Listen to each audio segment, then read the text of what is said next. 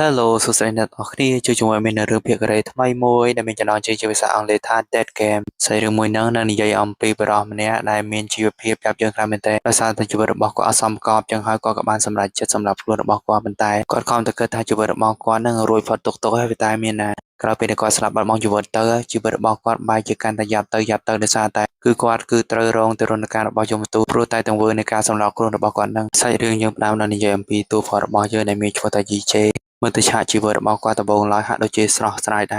ត់បានរៀននៅសាលាល្អៗហើយក៏មានមិត្តស្រីដ៏ស្រស់ស្អាតម្នាក់ទៀតមិត្តស្រីរបស់គាត់នឹងមានឈ្មោះថា Jisoo តាមផ្លូវគាត់ដើរផងគាត់សប្បាយចិត្តផងហើយក៏បានរៀបចំរឹកពីដើម្បីធ្វើយ៉ាងណាសម្ភារជុំចុងក្រោយនឹងធ្វើបានល្អបំផុតតាមដែលអាចធ្វើទៅបានព្រោះតាម background សិក្សារបស់គាត់នឹងគាត់ក៏ជា self care នៅក្នុងឋានៈរបស់គាត់ម្នាក់ដែរប៉ុន្តែនៅពេលដែលគាត់ដើរបានបន្តិចគាត់បែរជាឃើញបុរសម្នាក់នឹងសុកៗមិនដឹងតែកើតអីគាត់បានរត់ទៅកណ្ដាលផ្លូវដើម្បីឲ្យឡានបុកគាត់ទៅវិញតែនៅពេលដែលតួផររបស់យើងព្យាយាមដើម្បីជួយសង្គ្រោះស្គាត់ហើយបុរសម្នាក់នឹងក៏បានយកដៃរបស់គាត់មកសបាចាប់អាវតួផររបស់យើងឡើងជាប់មកដោយសារតែបែបហ្នឹងហើយពេលដែលតួផររបស់យើងទៅសម្ភាសនឹងគាត់អាចផ្ចង់អារម្មណ៍ទៅលើការសម្ភាសសោះសូម្បីតែសំណួរដែលអ្នកសម្ភាសនឹងសួរគាត់ម្ដងទៀតអ្នកសម្ភាសនឹងក៏បានម្លងឈ្មោះគាត់ចោលមកជីវិតរបស់គាត់យ៉ាប់យើងខ្លាំងមែនទែនរំលងទៅនឹងរយៈពេល1 ពេលឆ្នាំហើយសូម្បីតែការងារ full time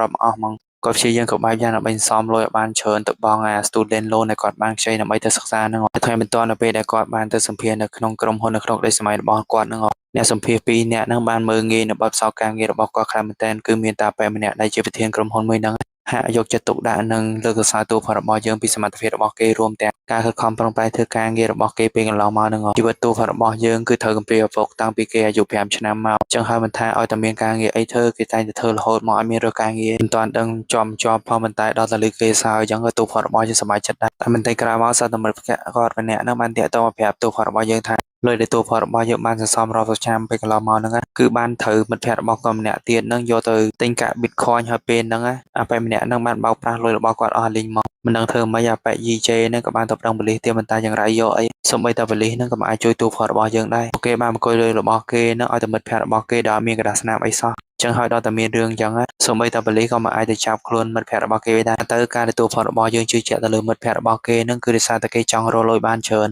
ដើម្បីទៅដេញ Jisoo ធ្វើជាប្រពន្ធរបស់គេដោយសារតែបើចេះខ្លាំ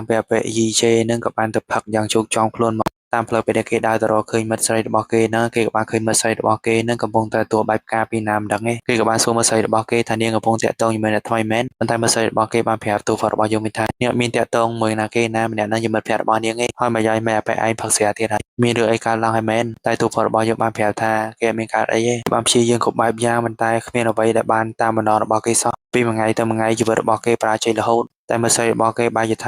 EJ វិញថាកុំគិតតែវាកើតទុកមិនក៏ខិតខំប្រឹងប្រែងផងអាប៉ែ EJ បានប្រាប់មិត្តស្រីរបស់គេវិញថាឲ្យប្រឹងប្រែងដល់ណាទៀតបើគេខំប្រឹងប្រែងអស់ពីសមត្ថភាពរបស់គេទៅហើយហ្នឹងប៉ុន្តែអត់មានណាគេឲ្យតម្លៃគេសោះពេលហ្នឹងជីវិតរបស់គេធ្លាក់ដល់សូន្យហើយចឹងហើយគេក៏បានសុំបាយពីមិត្តស្រីរបស់គេមកដោយសារតែគេមិនចង់ឲ្យមិត្តស្រីរបស់គេហ្នឹងនៅរស់រងទុក្ខជាមួយនឹងគេបន្តទៀតទេគេសុខចិត្តរស់នៅដែលឈឺចាប់តែម្នាក់ឯងកុំឲ្យមានណាគេមកបាក់ដោយសារគេបន្តែនៅពេលដែលគេដើរត្រឡប់ទៅដល់ផ្ទះជួលរបស់គេវិញគេបានឃើញអីវ៉ាន់របស់គេរីកប៉ាយពេញមុខផ្ទះជួលរបស់គេហ្នឹងពីវាខែហើយហើយចឹងហើយមិនចាស់តែមួយហ្នឹងអត់មានអាណិតអាសូរអីគេមិនតិចសោះបានយកអីវ៉ាន់របស់គេរៀ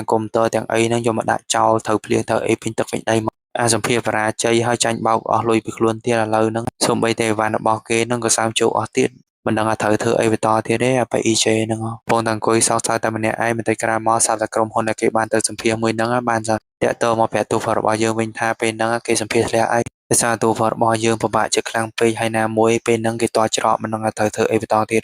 ជីវិតរបស់គេហាក់ដូចជាងឹតឈឹងហ្មងបើសិនបើគេជ្រើសរើសផ្លូវស្រាប់បែរជាជីវិតរបស់គេនឹងលែងជួបរឿងទុក្ខលំបាកបែបហ្នឹងទៀតហើយបើទោះជាគេនៅរស់ក៏គ្មានណាគេខ្វាយខ្វល់ពីគេដែរចឹងហើយមានតែសម្លាប់ខ្លួនរបស់គេតែប៉ុណ្ណោះទើបអាចរស់ផុតពីនរកអវិជ័យមួយនេះប៉ុន្តែក្រោយពីតួផររបស់យើងបានលោតសម្លាប់ខ្លួនទៅក៏គេគិតថាគេបានស្លាប់បាត់បង់ជីវិតហើយតើប៉ុន្តែសោកៗគេបានដឹងខ្លួនឡើងវិញហើយដឹងខ្លួនហ្នឹងណាហាក់ដូចជាដឹងខ្លួននៅក្នុងយន្តហោះដ៏ទំនើបអីណាវិញតើគេកំពុងតែជិះយន្តហោះហ្នឹងទៅកាន់ឋានសួគ៌មែនអីក៏លយមិនជីវិតរបស់គេសូម្បីតែយន្តហោះមិនដែលដឹងគេអត់ជិះផងដល់ឥឡូវបានជិះយន្តហោះអញ្ចឹងលយដែរហ្នឹងប៉ុន្តែបន្តិចក្រោយមកសាប់តែគេបានឃើញថាមុខរបស់គេមិនក៏ខុសប្លែកពីមុនអញ្ចឹង một sừng ha hết đôi cho mình lôi tiết trong xài con miên mòn cho mình bay thì dẫn bánh một bọc kê mày có prai pro chứ mình thấy cái món sao tao kê ban khơi xảy ra nè có phong tàng coi chặt kê hai cái smart ta xảy ra mình đang trên ná cái họ mà xua than nhưng trên ná cái kê slap hay mến cho mấy ban một bọc kê prai pro chứแต่เนี่ยใส่เนื้อบ้านแผลตัวฝรั่งบางยังเป็นทักยังดังไอ้ชั่วโมงโลกนั่นคือชั่วโมงแต่ยีเจไอ้โลกกับบ้านสลับบางอยู่ว่าไทยได้ฝรั่งบางยังเนื้อส่วนเนี่ยใส่ไม่ได้จะบอกเกสลับให้เจ้าเนียงเจนะเกเนียงกับบ้านแผลตัวฝรั่งบางยังทาคือเนียงนั่งไอ้จะโยมตัวนั่งไอ้ความแต่ไปด่าไปอีเจนั่งบ้านมือกลายเป็นบ้านเนียงเพลียมเกสลับแต่บ้านเคยกลัวบ้านเกนั่นก็ไหลมวยให้นั่นก็ไหลมวยนั่งคือมีสตามีเย็นขโมยจานแมนเทนเนื้อปอดจงเป็นก็ไหลในตัวฝรั่งบางยังกับปตชนั่งอ๋อเนียงบ้านแผลตัวฝรั่งบางยังทำมูลหายได้มาตัวฝรั่งบางยังมาสำหรับกลุ่นยังตัวฝรั่งบางยังจังดื้อเนียงแมนภาษาตะเกสำหรับกลุ่มแบบนั้นจังหาเกมไอตะการทานสูบานนี่คือเกคือเตอแต่เตอทะเลแต่ทานรู้จำพวกตัวเวอร์ตะเกบ้านเธอเป็นกันล้อม้าน้ำเปี่ยมไหนนะซอกๆชูปัญญาฮาในโครงชาจูเบิร์ตบ้านจะได้เจ็ดสำหรับกลุ่มแบบนั้นจังหาคือตัวฝรั่งบางยังคือเธอแต่ทะเลแต่ทานรู้บรรทายมนต์ทะเลแต่ทานรู้ตัวฝรั่งบางยังคือเธอแต่ตัวรองตัวนักการจนนนดับปีคือเกเธอแต่ดังคล้วนรู้ในขนมเรียงกายดับปีแนบใส่เนียเปอร์เซ็นต์มาการนาตัวฝรั่งบางยังไอเธอเอาเรียงกายแต่เกบ้านดังคล้วนในขนมนั้นไอมีกรุธนาดาวอยู่จูเบิร์ตจังมีในทางตัวฝรั่งบางยังไอรู้เรียนลางไว้ให้รู้เรียนมีจูเบิร์ตในขนมเรียงกายได้เกกำปงแต่ดังคล้วนในขนมนั้นไอหรือยมตัวดังใหญ่ยังตัวฝรั่งบางยังกับบ้านทายเนียไอ้คนนี้จังสนับจังไอ้ไม่บ้านมันจูนแต่ทันรัวมองเต้จะไม่เอาคนนี้รัวลังเป็นดับปีดองเดียวแต่ไอ้แต่ยมตัวมันเนี่ยนั่งมาจะถ่ายตัวฝรั่งบางยังถ่ายวิจตอนการเป็นตัวฝรั่งบางยังมาสำหรับครัวในครัวไอ้นั่งตัวฝรั่งบางยังคือเธอแต่ตัวแต่รุ่นการมาเอาครัวดับปีดองมันนั่งเนียมันจูตัวฝรั่งบางยังนั่นแต่การทันรัวแต่ไว้กรบยางคือเกเธอเราวิธีสร้างดำใบเอาเกไอรัวเรมีจะไปได้ครัวไอ้เนี่ยมันไอแผลทาตาเธออย่างนั้นนำไปโอเคไอรูเรียมีจุดบ้านนี่เอาไปสันมาเกสทันนักนเรียนกายมวยนาเอาเก็บบ้านสำหรับเรื่องนักนเรียนกายมวยนังเทียนเป็นหนึ่งเตยตัวรองตัวในการมาทายเทียนถ้าตัวรองการมวยนังเวียนหนึ่งทนทอจึงการแถลงตะครองทันรัวเทียนก่อนแต่ยมตัวบ้านจ่ายใจในเพลียมาซอกยนหอนในตัวพอระบายยังกับปนตจีนั่งกับบ้านกินเกอแย่ยัวบนนั้นตัวฝรั่งบางยังจังสำหรับกลุ่มบางเกสรนั้นเราต่อจูบด้วยเหตุการณ์อย่างเกภายหลังแย่ยัวมาสมใบแต่เรียกการชอบอันเพียตัวฝรั่งบางยังอามีเรื่องไอการล้างเอ็มไตเตียนนั้นยนหอนนั้นไปจะทำนาไปเนี่ยก็ตัวฝรั่งบางยังน่ะสนับได้หาโดยจะคลายสนับนะยังแต่ในกลุ่มไอมันเธออาจจะคิดสำหรับกลุ่มไอหอยนั่งกราวิยนหอมีสเตอร์เพียบล้างไว้ยาตัวฝรั่งบางยังนั่งกับบ้านเตอดาวมือในขนมยนต์หอมมวยน้อยเก็บบ้านเคยในขนมยนต์หอมมวยนั่งมีสไตล์เนรกาลอใส่กับบัตรไทยเธอเกณฑ์เพิ่มจากการเป็นแต่สองไซต์ที่อยู่บนบอกเกปลายปรุงเราไปสะดวกเกลี่ยไม่ตื่นเด็กกระโปรงตัวสำลังในขนมยนต์หอมมวยนั่งซอสตะเมียนตะบงมวยจางพลึบแลรถมาเราตู้ฟอร์มอยังหายก่อนแต่ตะบงมวยนั่งมารถมาปาตู้ฟอร์มอยังเพลียมเกี่ยวกับบ้านดังปีประวัติมันเนี่ยได้เกี่ยวกับมณฑลสถานในครองนังเพลียมคือมันเนี่ยได้ไปยินตัวฟอร์มอยังกับมณฑลสถานในนั่งจีโกนโปรตีปีเดบอมจากกรมพลเทกางในตัวฟอร์มอยังบ้านเตอร์สัมเพียมมันในเกสลาบอมอยู่บนนั่งอ๋อเขาเป็นนั่งเกณฑ์ตามเพลิงดำใบเตอร์เพื่อจะซีโอมากรมพลมวยนั่งไงตัวฟอร์มอยังคอนสมัยจัดสมานแต่อยู่บนบอกเกปลายปรุงเราไปสับด้วยเกลียตาบนใต้เมียนนาเราตะเกียดได้ต่อมามันเตะซอกสถาบันยนต์หอมมวยนั่งกับปลายเชียงแงะเงือเขายาสลับยนต์หอมมวยนั่งก็จับดาวใช้มันเต็มดอมเธอตัวฟอร์มอยังไพ่ครั้งเป็นเต้นก็ถ้าอยู่บนบอกคลุนปลายปรุงเลยตาบนใต้ซอกเมาจูบไฮกายังเป็นส่งไปตะเปตะเกบามเชียร์เอาไปช่วยในเรียกาซอมวยนั่งก็ตัวฟอร์มอยังมันเติมตามไอช่วยในทีมเนี่ยนั่งมันใต้บนนอจูบบอกเกก็เกเรซามกงพ่องจองช่วยในเราเตยที่เราแต่ในบริบทครัวนั่งช่วยบานพองหนึ่งเราตัวฝรั่งยังดังครัวลางวิ่งตามเปิดได้ไม่ยืนบอกเก้นักลายแต่ไหนซะจมไม่เอาไปแต่เก็บอังเคยนั่งโดยการเป็นไหมหรือก็ยมมาตัวมือนั่งมาขอเก้แต่ยมมาตัวมือนั่งมาแผ่ตัวฝรั่งยังทาไปกรบยาในบางการลังนั่งไปแต่ตัวฝรั่งยังบางเคยมันนั่งเปอร์เซ็นต์บางเก้ไอช่วยครัวเก็บบ้านนะเก้หนึ่งไอรัวเนอไปต่อติดบ้านแต่บางเก้เวลาใช้เก้เธอสลับระโหดอระยะไปดับปีดองบ้านมีซ้อมนั่งตัวเบอร์แต่ตัวฝรั่งยังมันเธออันตะเคียนสำหรับตะลึกครัวไอเนาะมันนำชวนตัวฝรั่งยังตัวขนมเรียงกายมนุษย์ตีดับมวยแต่เธอเอาตัวฝรั่งจะทันนั่งยมตัวมีเนี่ยนั่งกับบ้านน้อมตัวขอรบอยแต่เมื่อเคยอัมพีตตะเพียบในครองทานรัวเธอตัวขอรบอยยังไพ่คลางมันแตนมันซ้อมนาจุดบอเกนั่งหะโดยจีจุเรือได้ประดับคลางมันแตนดาวตาสำหรับรุ่นเฮาส์มันนำแสดครองทานรัวใบจะถือตัวตรนกรรมดาวตาดับปีดองที่ปีฟบโลกฮะโดยจะโคเคยจำพวกคลางมันแตนหรือตัวขอรบอยยังใหญ่ยังไม่มาตายใส่ยมตัวเนี่ยนั่งอ้อมีชื่อจะอาจะมวยตัวขอรบอยยังติดพอพอไว้กับยาในการเล่าดูตัวฟอร์บอยังเป็นนังวิจารสำหรับจัดไอตัวฟอร์บอยังมันเธอเป็นกันล้อมมาหนึ่งไอจังให้กรมตัวพนาเกียวยังเนี่ยสำหรับจัดเธอยังจังหาตัวจะมีเรื่องไอการล้างเกเธอตัวจอดกลุ่นไอใหญ่จอมมันทำติดอ่ะยมตัวเนี่ยนั่งกับบ้านตีกับเพลิงบ้านตัวฟอร์บอยังพงให้ตัวฟอร์บอยังกับบ้านพลาดโดมีเยนบอเกจะสถันในขนมเรียงกายตีดอกมวยให้เรียงกายตีดอกมวยนั่งคือชีวรอมเนี่ยได้โจจัดเลยระบายกรุธนาคลาเมนเตส่งไปแต่ระบายรถชัดโยระบายจีกองกับลายเมียงกรุธนาชีจอไปเลือพนมไอเซมเซนั่งเอาแต่ระบายเมียงกรุธนาเกตันจะโจจัดเธอบอกลายตัวฟอร์บอยังไพ่คลางเมนเตเอาตะเกียบบ้านดังกาจองจำนั่งมีสมานตะเพียระบาย រៀងការបែបម្នាក់ដែលគេបានស្ថិតនៅនឹងគេហាក់ដូចជាជឿជាក់ហើយគេនឹងធ្វើកបឲ្យយ៉ាងដើម្បីឲ្យគេនឹងអាចរស់រានមានជីវិតបន្តទៀតដោយសារតែគេបានដឹងថាមុនបែបម្នាក់នឹងមកលោតឆាត់យកនឹងគឺមានបារម្ភម្នាក់បានសន្យានៅបែបម្នាក់នឹងថាបើសិនបើបែបម្នាក់នឹងចូលចេញក្នុងការលោតឆាត់យកមួយនឹងគឺគេនឹងបកគលលុយបែបម្នាក់នឹងរហូតដល់តែ3000លានវ៉ុននោះតែលោតឆាត់យកមួយនឹងមិនមែនលោតឆាត់យកនៅពាក់ឆាត់យកទេណាគឺលោតចុះពីលើអធម្មភេសជ្ជៈហាក់មានពាក់ឆាត់យកអីទាំងអស់គឺទូហ្វាត់របស់យើងគឺត្រូវតែធ្វើយ៉ាងណាដើម្បីឲ្យខ្លួនរបស់គេនឹងធ្លាក់ទៅចប់សំណាញ់មួយចាំទទួលទូហ្វាត់របស់យើងប៉ុន្តែនៅពេលដែលទូហ្វាត់របស់យើងជាយើងដើម្បីធ្លាក់ឲ្យចំកន្លែងដែលគេធ្វើចុះចតហ្នឹងគេមានធ្លាក់ចំកន្លែងចុះចតណាគេបែរទៅជ្រុលទៅកន្លែងមុខឡើងបែកឈាមបែកសាច់តិចហ្នឹងទាំងស្ថានីយ៍បន្តផ្ទាល់រួមទាំងអ្នកគ្រប់គ្រងរបស់គេនឹងខំតាប់ទៀងទូរស័ព្ទមើលដើម្បីមើលទូហ្វាត់របស់យើងក៏ទូហ្វាត់របស់យើងចុះចែតែប៉ុន្តែមានណាគេបែរជាចុះចតខុសខូច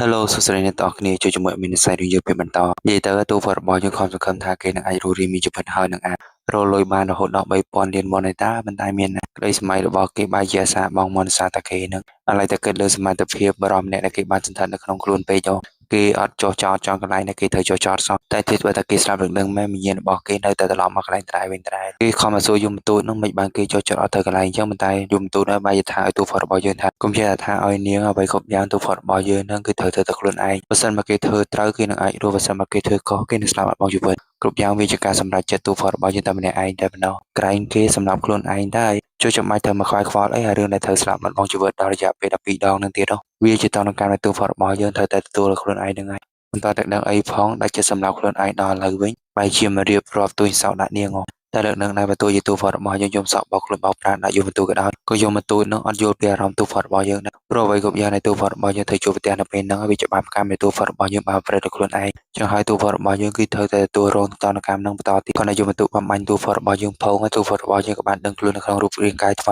ីហើយរាងកាយថ្មីមួយហ្នឹងគឺជាក្មេងប្រុសដែលកំពុងតែរៀននៅវិទ្យាល័យមួយតែដឹងខ្លួនឡើងវិញទូហ្វាត់របស់យើងចង់ទៅផ្ទះក្បាលពេលម្នាក់ដែលជាបងធំប្រចាំថ្នាក់ហ្នឹងហើយតើពួកអីគាត់គិតថាតែរឿងនៃគេស្រាប់បាត់មកជីវិតសមមកសោចអីណាបែបហ្នឹងរោគចិត្តទេមែនទៅទូហ្វាត់របស់យើងរៀងខឹងដែរហ្នឹងពួកវីដេអូដែលគេបានឃើញហ្នឹងជាវីដេអូតែពេលដែលទូហ្វាត់របស់យើងបានសន្តិដ្ឋាននៅក្នុងរូបរាងកាយមុនហ្នឹង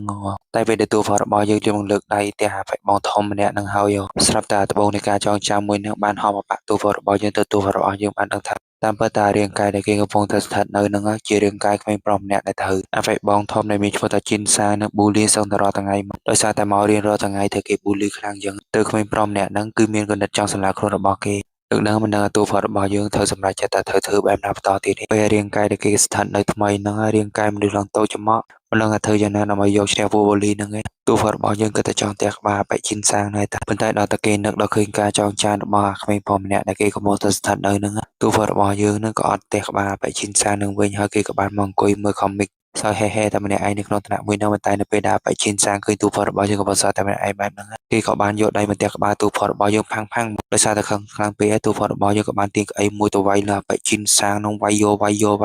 ធ្វើបែកជីនសាងនោះប៊ីនឹងត្រូវទូហ្វាត់របស់យើងវាយឡើងបកែបកិតមកសូម្បីតែកូនចៅរបស់គេក៏ទូហ្វាត់របស់យើងវាយឡើងរៀបដូចគេទេដែរពេលហ្នឹងរាងកាយរបស់គេក្មេងតូចល្អិតមែនប៉ុន្តែតាមពិតទៅអាយុទូហ្វាត់របស់យើងមិនតិចណាអាយុដល់41ឆ្នាំនោះណាចឹងហើយរឿងវាយគ្នាជាមួយក្មេងអនុវិទ្យាល័យអីហ្នឹងវារឿងកបិកំប៉ុងសម្រាប់ទូហ្វាត់របស់យើងទូហ្វាត់របស់យើងក៏តែចង់វាយបែកជីនសាងនឹងបន្តទៀតតែតាមតែមានណាដល់ទូហ្វាត់របស់យើងលើកដៃចង់វាយបែកជីនសាងនឹងបន្តទៀតសោកអត់សាតែមានកូនចៅបែកជីនសាងម្នាក់ដែលមានក្បាលតងោលហ្នឹងបានវាយទូហ្វាត់របស់យើងវាំងផាំងមកបើទូទូហ្វាត់របស់យើងរៀងខ្លាំងដែរប៉ុន្តែគេនៅតែវាយអត់ឈ្នះបែបម្នាក់នឹងត្រែដោយសារតែរៀងការបែបម្នាក់នឹងហាក់ដូចជាមុំតញទូហ្វាត់របស់យើងតែបែកក្បាលតងោលនឹងបានវាយទូហ្វាត់របស់យើងឡើងដួលបែកជីនសាងក៏បានវាយកូនចៅរបស់គេនឹងចាប់ទូហ្វាត់របស់យើងហើយគេក៏បានវាយទូហ្វាត់របស់យើងវាយយកមកដើម្បីសងសឹកនៅទង្វើនៃទូហ្វាត់របស់យើងនឹងបានវាយគេពេលគេអត់ដឹងខ្លួននោះខ្ញុំតែគ្រូមកតកំអីមិនដឹងថាបែកជីនសាងនឹងវាយទូហ្វាត់របស់យើងដល់កម្រិតដែរគាត់ចេញវិរៀមភ្លាមបែកជីនសាងក៏បានឲ្យកូនចៅរបស់គេនឹងចាប់ទូហ្វាត់របស់យើងដើម្បីវាយទូហ្វាត់របស់យើងបន្តទៀតតែបែកក្បាលតងោលនឹងបានប្រាប់មេរបស់គេថាវាយប៉ុណ្ណឹងបានហើយគ្នាមានទុយតែមួយហ្នឹងទៅវាយទៅអីវាយកតែគេស្លាប់តែបែកជីនសាងអត់ស្ដាប់នៅសម្ដីរបស់បែកក្បាលតងោលហ្នឹងគេថៃទៅវាយបែកក្បាលតងោលនឹងប្រមាណដៃទៀតដោយសារតែបែកក្បាលតងោលហ្នឹងតមកនឹងគេត្រឡប់មកដល់ផ្ទះថ្មីវិញទូហ្វាត់របស់យើងហាក់ដូចជានឹកអឡោះឡៃដល់ម៉ាក់របស់គេខ្លាំងមែនតើមិនគួរណាគេដាច់ចិត្តសម្រាប់ខ្លួនគិតទៅទស្សនវិជ្ជានៅក្នុងផ្ទះថ្មីនោះធ្វើទូហ្វាត់របស់យើងនឹកឃើញដល់និតការពេលដែលគេនៅជាមួយនឹងម៉ាក់របស់គេតែពីរនាក់ហ្នឹងអ្វីត្បិតតែជីវិតរបស់គេនៅអត់សូវមានលុយចាយគ្រប់គ្រាន់ដែរប៉ុន្តែគេនៅតែសប្បាយចិត្តនឹងរស់នៅជាមួយម៉ាក់របស់គេយ៉ាងមានក្តីសុខមកភាសាតែបែបហ្នឹងហើយទូហ្វាត់របស់យើងគិតថា គឺគេចាប់ផ្ដើមចង់រស់នៅឡើងវិញក្នុងរាងកាយរបស់ក្មេងប្រុសម្នាក់ហើយគេក៏ចង់បំពេញកាតព្វកិច្ចជាកូនល្អចំពោះម៉ាក់ថ្មីរបស់គេនឹងដែរហើយពេលដែលគេកំពុងតែញ៉ាំអាហារជាមួយម៉ាក់ថ្មីរបស់គេនឹងស្រាប់តែគេនឹកសម័យដល់ឃើញថាអ្នកដែលគេកំពុងតែញ៉ាំនឹងគឺជាម៉ាក់ចាស់របស់គេដូច្នេះហើយទូវត្តរបស់យើងសែតខ្លាំងមែនទែនព្រោះគេគិតថាអ្វីគ្រប់យ៉ាងដែលគេបានធ្វើនឹងការសម្របខ្លួនរបស់គេនឹងប្រហែលជាវាធ្វើឲ្យម៉ាក់របស់គេនឹងពិបាកចិត្តខ្លាំងណាស់ហើយមែនតើអញ្ចឹងហើយទូវត្តរបស់យើងក៏បានសម្រេចចិត្តថាគេនឹងត្រូវធ្វើយ៉ាងណាដើម្បីបញ្ចុះបញ្ចូលអាប៉ែកក្បាលតងោនឹងឲ្យលែងត្រូវគ្នាជាមួយអាប៉ែជីនសាដោយសារតែគេមើលទៅអាប៉ែកក្បាលតងោនឹងក៏អត់ពេញចិត្តនៅអ្វីដែលអាប៉ែជីនសាបានធ្វើមកលើគេដែរចឹងហើយទូវត្តរបស់យើងនឹងគេក៏បានបញ្ជាសួរអាប៉ែកក្បាលតងោនឹងតែមូលហេតុអីបានជាអាប៉ែកក្បាលតងោនឹងស្ដាប់តាមបញ្ជារបស់អាប៉ែជីនសានឹងខ្លាំងម៉េះពួកអ្វីដែលគេមើលឃើញគ្រាន់តែអាប៉ែកក្បាលតងោទះតាមម្ដាយនឹងក៏អាប៉ែជីនសានឹងមិនអាចយកឈ្នះគេបានដែរកំពុងតែចាក់មនោគមទៅលើអាប៉ែកក្បាលតងោណាអាប៉ែជីនសាក៏បានម្ដងល្មមដល់តែពួកគេទាំងពីរនាក់បានចេញទៅក្រៅអាប៉ែកក្បាលតងោក៏បានប្រាប់ទូវត្តរបស់យើងថាតាមពិតទៅគេអត់មានខ្លាចអាប៉ែជីនសានឹងបន្តិចឯការដែលគេខ្លាចនឹងគឺមិនខ្លាចអាប៉ែជីនសាគេខ្លាចអាប៉ែម្នាក់ដែលជាស៊ីននីនៅក្នុងសាលាមួយនោះអាប៉ែម្នាក់ហ្នឹងជាអ្នកដែលកែងឲ្យអាប៉ែជីនសានឹងឯងចុះហើយទូភ័ព្ទរបស់យើងក៏បានប្រាប់អាប៉ែក្បាលតងោនឹងថាបើសិនបើថ្ងៃណាមួយទូភ័ព្ទរបស់យើងធ្វើអីទៅលើអាប៉ែជីនសាអាប៉ែក្បាលតងោនឹងកុំលូកដៃសោះបើសិនបើអាប៉ែក្បាលតងោនឹងអត់លូកដៃអាប៉ែស៊ីននីនឹងក៏ធ្វើបាបអាប៉ែក្បាលតងោនឹងដែរថ្ងៃនោះដែរពេលដែលញ៉ាំអីដោយសារតែអាប៉ែជីនសានឹងបានទះក្បាលទូភ័ព្ទរបស់យើងចឹងហើយទូភ័ព្ទរបស់យើងនឹងក៏បានយកមីដែលគេកំពុងតែញ៉ាំនឹងយកចាក់លើក្បាលអាប៉ែជីនសាដល់តែអាប៉ែជីនសាបានស្រែកឲ្យអាប៉ែក្បាលតងោមកជួយគេអាប៉ែក្បាលតងោនឹងធ្វើមិនដឹងអត់ចង់ស្ដាប់សម្ដីរបស់អាប៉ែជីនសាបន្តទៀតទេអាប៉ែក្បាលតងោតែប្រាប់អាប៉ែជីនសានឹងឲ្យទៅបដូរក្អែបដូរអីពួកក្អែបរបស់គេពេលហ្នឹងធំសុទ្ធតែមីសុទ្ធតែអីតែគិតត្រូវគិតខុសទេអាប៉ែក្បាលតងោនឹងដែលជឿសម្ដីទូភ័ព្ទរបស់យើ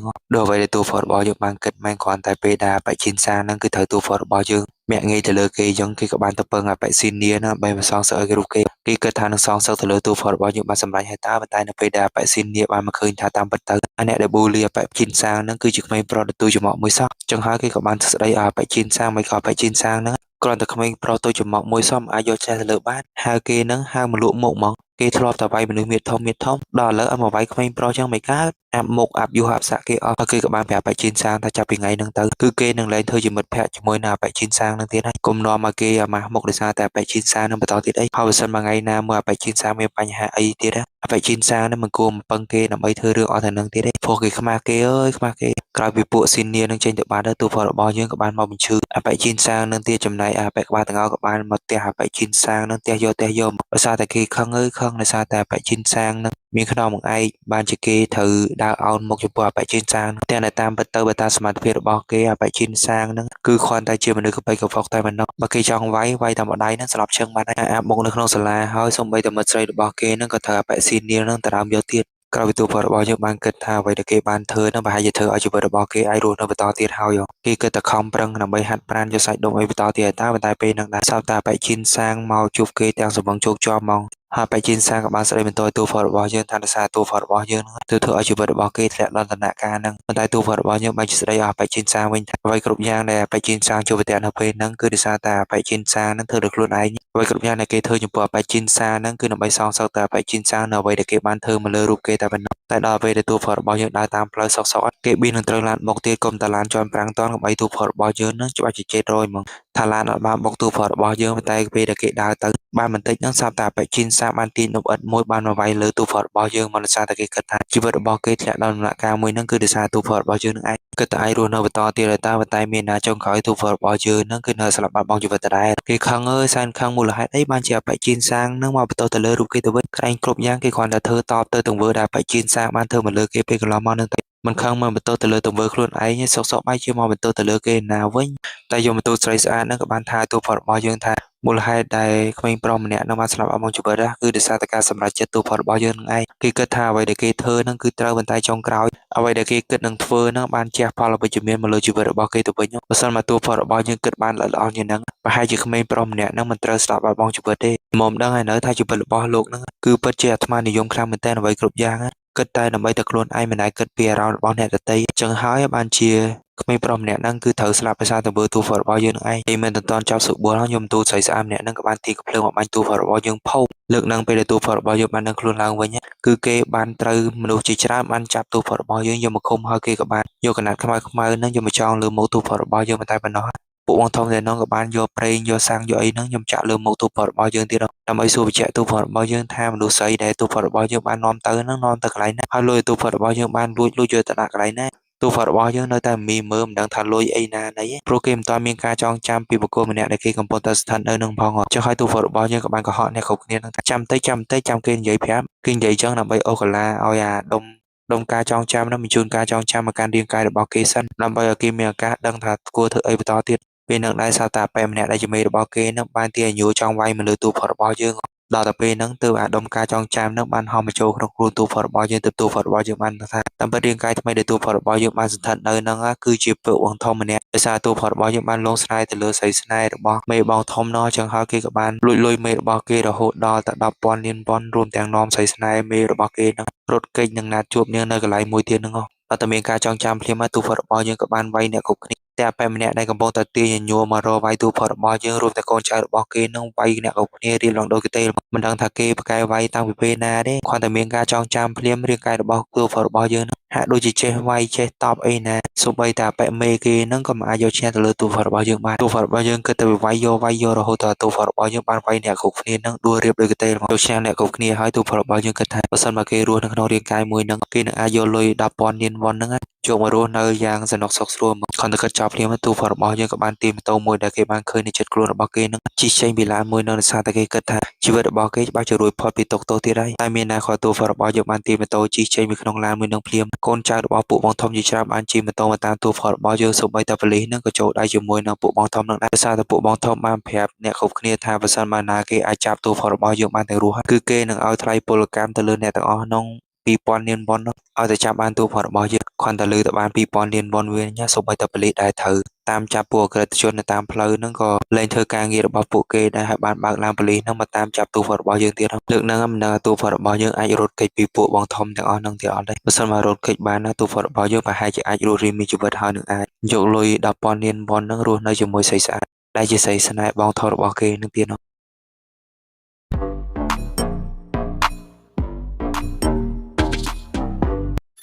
Hello សួស្តីអ្នកទាំងអស់គ្នាជួយជាមួយមាននិស្ស័យដូចយើងបន្តក្រោយពីទូផតរបស់យើងបាននៅខ្លួនឡើងវិញមិនដឹងទូផតរបស់យើងនឹងអាចគេចផុតពីការស្លាប់លើកទី3អត់ទេពួកអីសូម្បីតែវលិះក៏ចង់តាមចាប់ទូផតរបស់យើងដែរដោយសារតែពួកបងធំនឹងបានប្រកបប្រកាសថាប្រសិនបើមានណាគេអាចចាប់ទូផតរបស់យើងបានគេនឹងឲ្យម្នាក់នងរហូតដល់3000លានវ៉ុនចឹងហើយមិនថាពួកកូនចៅពួកបងធំរួមទាំងប៉ូលីសនឹងសុទ្ធតែតាមរកទូផតរបស់យើងទាំងអស់គ្នាមកដល់តែពេលកូនចៅពួកបងធំនឹងបានតាមទូផតរបស់យើងមកដល់លើអគារមួយនឹងមើលទូផតរបស់យើងនឹងខ្លាំងហាំងខ្លាំងមែនទែនគេបានជិះម៉ូតូរហូតគេបើកម៉ូតូនឹងទម្លាក់ចុះពីលើអគារមួយចុះមកក្នុងហាងទឹកទៀតហើយគេនៅតែឌឺពួកបងធំនឹងទៀតហ្នឹងពួកគ្នាពួកបងធំនឹងនៅកណោប៉ុន្តែចាប់ទូផតរបស់យើងតែម្នាក់អត់បានសោះក្រោយពីទូផតរបស់យើងបានរត់គេចខ្លួនបានសម្រេចគេបានជិះម៉ូតូរបស់គេនឹងដើម្បីទៅរកស្រីស្នេហ៍របស់មេបងធំនឹងប៉ុន្តែគ្រាន់តែពេលដែលទូផតរបស់យើងបានឃើញស្រីស្នេហ៍មេបងធំនឹងភ្លាមមើលទៅបេះដូងទូផតរបស់យើងនឹងហាក់ដូចជាលោតញ័រខ្លាំងមែនទែនពេលនេះទូផតរបស់យើងបានហើយជាប៉ែម្នាក់ហ្នឹងស្រឡាញ់ម្នាក់ស្រីហ្នឹងខ្លាំងណាស់មើលទៅពួកគាត់ទៅឃើញនឹងភ្លាមបេះដូងរបស់គេលោតញាក់ឌុកដ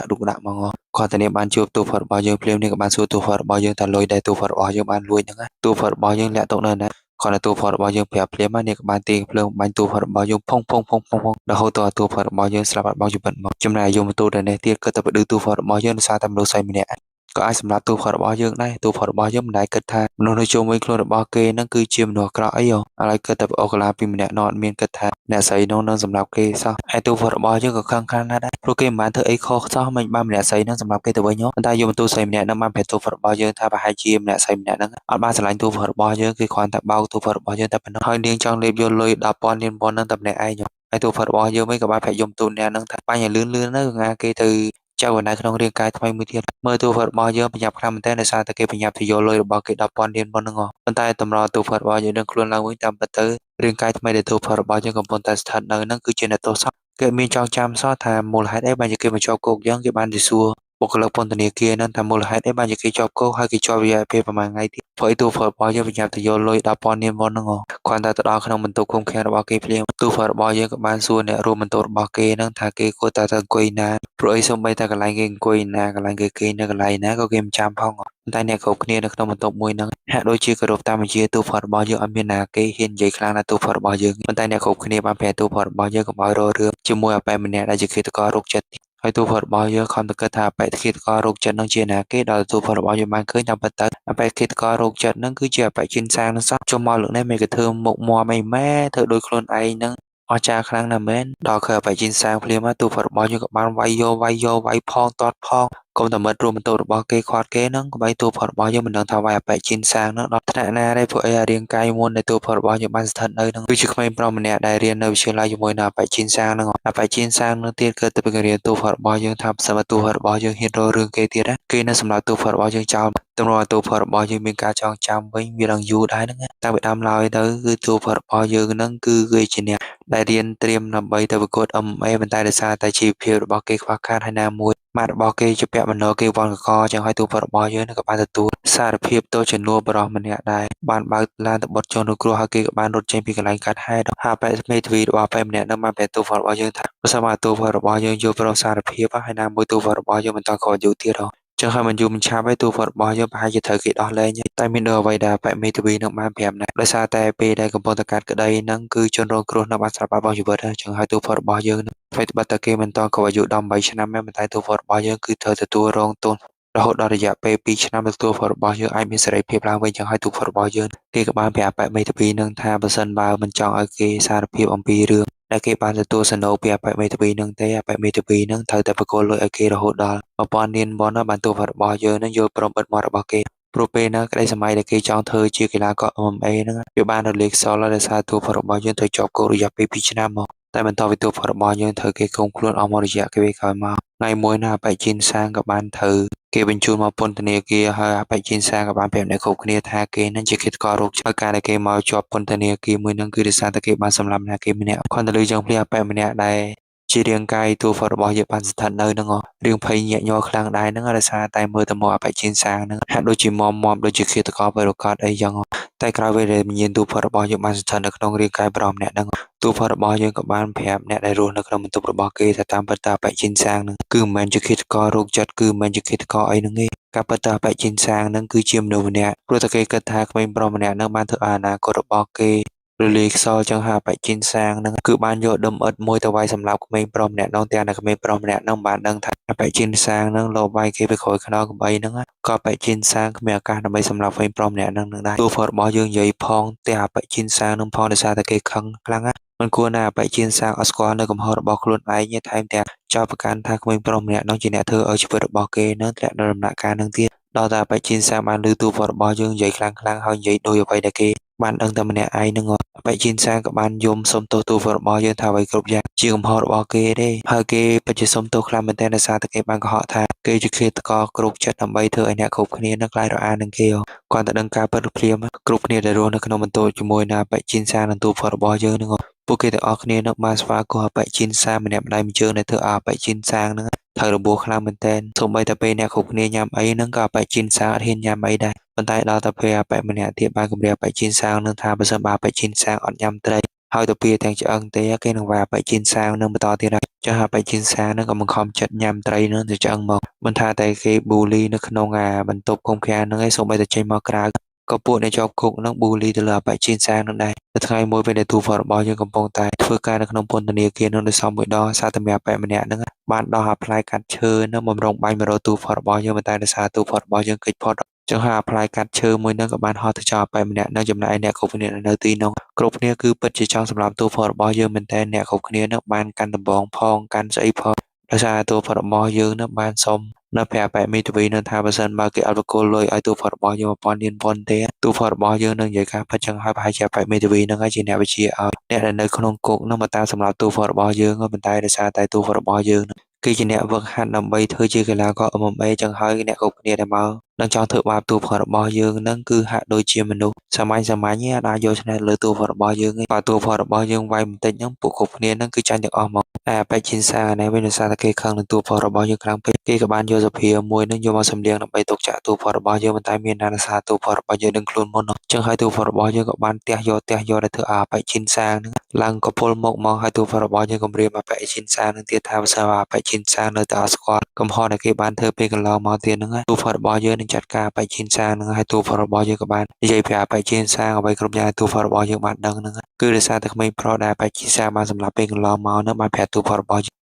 ស់យើងនិយាយផងធ្វើកាយវិការផងធ្វើអាបច្ចេកសាហ្នឹង ខ្លាចនៅអ្វីដែលទូផលរបស់យើងបាននិយាយខ្លាំងមែនតើដោយសារតែគេគិតថាអ្វីគ្រប់យ៉ាងដែលទូផលរបស់យើងបានដឹងហ្នឹងគឺសារទូផលរបស់យើងមើលឃើញខ្មោចមែននោះទូផលរបស់យើងនិយាយយ៉ាងហើយគេថែមទាំងធ្វើកាយវិការបន្លាយអបិជាសាងនិងធ្វើអបិជាសាងនឹងភ័យឡើងញាក់សាយទឿនមកសូម្បីតែចេញពីក្រៅបន្ទប់មួយហ្នឹងក៏អបិជាសាងនឹងមិនហ៊ានចេញក្រៅផងព្រោះគេគិតថាវិញ្ញាណខ្មោចមួយនោះបានតាមដងបន្លាយគេតទៀតនោះមួយរយៈក្រោយមកបន្តពីទូផលរបស់យើងបានចេញពីគុកភ្លាមមើលតែអ្នកគ្រប់គ្នាដែលបានចេញពីគុកតាទូផលរបស់យើងនឹងគេរីករាយខ្លាំងមែនតើមានទូផលរបស់យើងរៀងសោកសៅជាងគេប៉ុន្តែនៅពេលទូផលរបស់យើងចេញតាបែបមេធាវីហ្នឹងក៏បានមកនិយាយជាមួយទូផលរបស់យើងប៉ុន្តែទូផលរបស់យើងបានប្រាប់វិញថាមិនបកគោលលុយ1000រៀលមុនមកឲ្យគេគាត់ចង់បានលុយមួយនឹងទៀតឯងគេគ្រាន់តែចង់រស់នៅដោយជីវភាពសាមញ្ញតែប៉ុណ្ណោះគេសន្យានៅបែបមេធាវីថាគេមិនប្រាប់រឿងដែលគេបានយកលុយពីបែបមេធាវីហ្នឹងទៅប្រាប់អ្នកគ្រប់គ្នាឯងប៉ុន្តែក្រោយមកទូផលរបស់យើងក៏បានទៅកន្លែងដែរម្នាក់ស្រីស្នេហ៍របស់មេគេមុននឹងគេត្រូវស្លាប់ពេលមុនហ្នឹងដើម្បីមករកលុយ10,000រៀលមុនហ្នឹងគ្រាន់តែទូផលរបស់យើងបានរកឃើញលុយតែនងភ្លាមទូផលរបស់យើងមើលទៅគេសប្បាយរីករាយខ្លាំងមែនតើប៉ុន្តែគេភ្លេចគិតថាគ្រាន់តែចេញពីគុកភ្លាមគេមានលុយច្រើនបែបហ្នឹងតើណាគេជឿថាលុយមួយហ្នឹងជាលុយរបស់គេយកទៅដាក់ធនាគារក៏មិនកើតចង់យកលុយទៅទិញអីក៏ទិញមិនកើតព្រោះតែលុយនៅអត់មានប្រភពច្បាស់លាស់ចឹងហើយពេលនឹងដៃទូផតរបស់យើងក៏បានគេបន្តិចប៉ុន្តែខលពេលដែលគេបានងើបពីគេភ្លាមទូផតរបស់យើងក៏បានសម័យឃើញថាម៉ាក់របស់គេនឹងកំពុងតែអង្គុយចិត្តគេចឹងហើយធ្វើទូផតរបស់យើងពិបាកចិត្តខ្លាំងមែនតើមិនគួរណាគេសម្រេចចិត្តដើម្បីសម្រាប់ខ្លួនរបស់គេសោះតែនៅពេលនោះគេបានដឹងថាម៉ាក់របស់គេនឹងពិតជាបារម្ភពីគេខ្លាំងមែនតើក្រោយមកសារតម៉ាក់អាប៉ែម្នាក់ដែលទូផតរបស់យើងបានស្ថិតនៅនឹងបានតាក់ទងមកទូផតរបស់យើងចឹងហើយទូផតរបស់យើងគិតថាមិនចង់លើកទេប៉ុន្តែដល់តែឃើញសេវឈ្មោះដល់ម៉ាក់ចឹងទូផតរបស់យើងនឹងក៏បានលើកទូរស័ព្ទហើយគេក៏បានសន្យាថាគេនៅតែជួបម៉ាក់របស់គេហ្នឹងបន្តិចទៀតក្រោយពីគេបានរៀបចំអីវ៉ាន់ចេញពីពន្ធនាគាររបស់គេហ្នឹងមុននឹងទូផតរបស់យើងបានដើរទៅជួបម៉ាក់របស់គេទូផតរបស់យើងក៏បានយកលុយ10,000រៀលប៉ុនហ្នឹងយកទៅដាក់នៅក្នុងទូដែកមួយហើយគេក៏បានគិតថាបែងចែកចំណែកជា2ហើយមួយចំណែកហ្នឹងគេទុកសម្រាប់ខ្លួនឯងហើយមួយចំណែកទៀតគេទុកឲ្យម៉ាក់អប៉ែម្នាក់ដែលគេកំពុងស្ថិតនៅក្នុងហ្នឹងហើយដំបូងឡើយគេបានយកលុយហ្នឹងយកបន្ទុកសិនគេចាំពេលក្រោយចាំយកលុយទាំងអស់ហ្នឹងយកទៅបែងចែកឲ្យម៉ាក់អប៉ែម្នាក់ហ្នឹង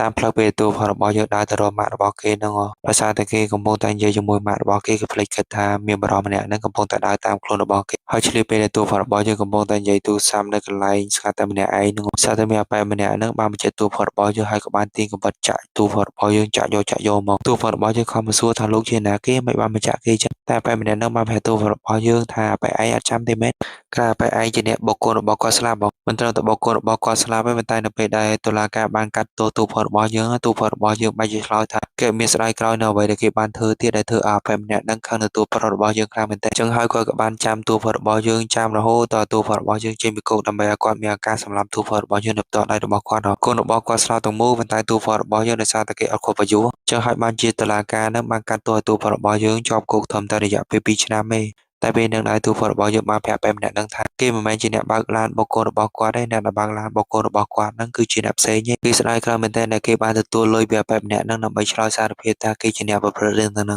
ងតែបន្តិចក្រោយមកបន្តពីបែបម្នាក់ហ្នឹងបានរត់គេចខ្លួនទៅបានសៅតែបែបម្នាក់ដែលរស់នៅក្នុងគុកជាមួយទូផលរបស់យើងហ្នឹងបានបញ្ជូនទូផលរបស់យើងហើយគេក៏បានសួរទូផលរបស់យើងទូផលរបស់យើងមានកើតអីអត់ស្មានតែបែបម្នាក់ហ្នឹងបារម្ភពីទូផលរបស់យើងហើយតាមតែតាមពិតទៅការដែលបែបម្នាក់ហ្នឹងមកទីហ្នឹងគឺគេមកដើម្បីសម្រាប់ទូផលរបស់យើងពួកអីអបែបមេធាវីបានបកគោលប្រកាសថាបើសិនមកមានណាគេអាចសម្រាប់ទូផលរបស់យើងបានគេនឹងឲ្យលុយទៅឃាតករម្នាក់ហ្នឹងរហូតដល់300លានប៉ុនទូផលរបស់យើងខំតែបកកាយថាកុំសម្រាប់គេកុំសម្រាប់គេចាំគេឲ្យលុយអប៉ែម្នាក់ហ្នឹងយ៉ាងច្រើនមកដោយសារតែគេមានលុយច្រើនណាពេលហ្នឹងតែអប៉ែម្នាក់ហ្នឹងអត់ជឿនៅសម្ដីទូផតរបស់យើងពួកអីទូផតរបស់យើងទៅចេញពីគុកបើប្រាប់តែមានលុយច្រើនគេមិនជឿដែរទូផតរបស់យើងមានលុយពីណាទៅតែក្រោយមកអប៉ែម្នាក់ហ្នឹងក៏បានចាក់ទូផតរបស់យើងចាក់យករហូតដល់ទូផតរបស់យើងហ្នឹងបានស្លាប់បាត់បង់ជីវិតមកគេស្លាប់នៅគេស្លាប់តែមកអស់ចិត្តទៀតហើយមិនគួរណាគឺគាត់ថាជីវិតរបស់គេចាប់ផ្ដើមរស់រៀនឡើងវិញហើយតើប៉ុន្តែចុងក្រោយសូម្បីតែអ្នកដែលគេទុកចិត្តបំផុតហ្នឹងក៏គាត់នឹងគេដើម្បីតែលុយដែរក្រោយទូរបស់យើងបានដឹងខ្លួនឡើងវិញគេពិតជាខឹងខ្លាំងមែនទែនលើកហ្នឹងមិនគួរណាមនុស្សម្នាក់ដែលគេទុកចិត្តថាអាចខ្លាចជាមិត្តរបស់គេក្រោយវិជ័យប្រកុកជាមួយនឹងគ្នាហ្នឹងដើម្បីតែលុយគេដាច់ចិត្តសម្រាប់ទូរបស់យើងនៅទ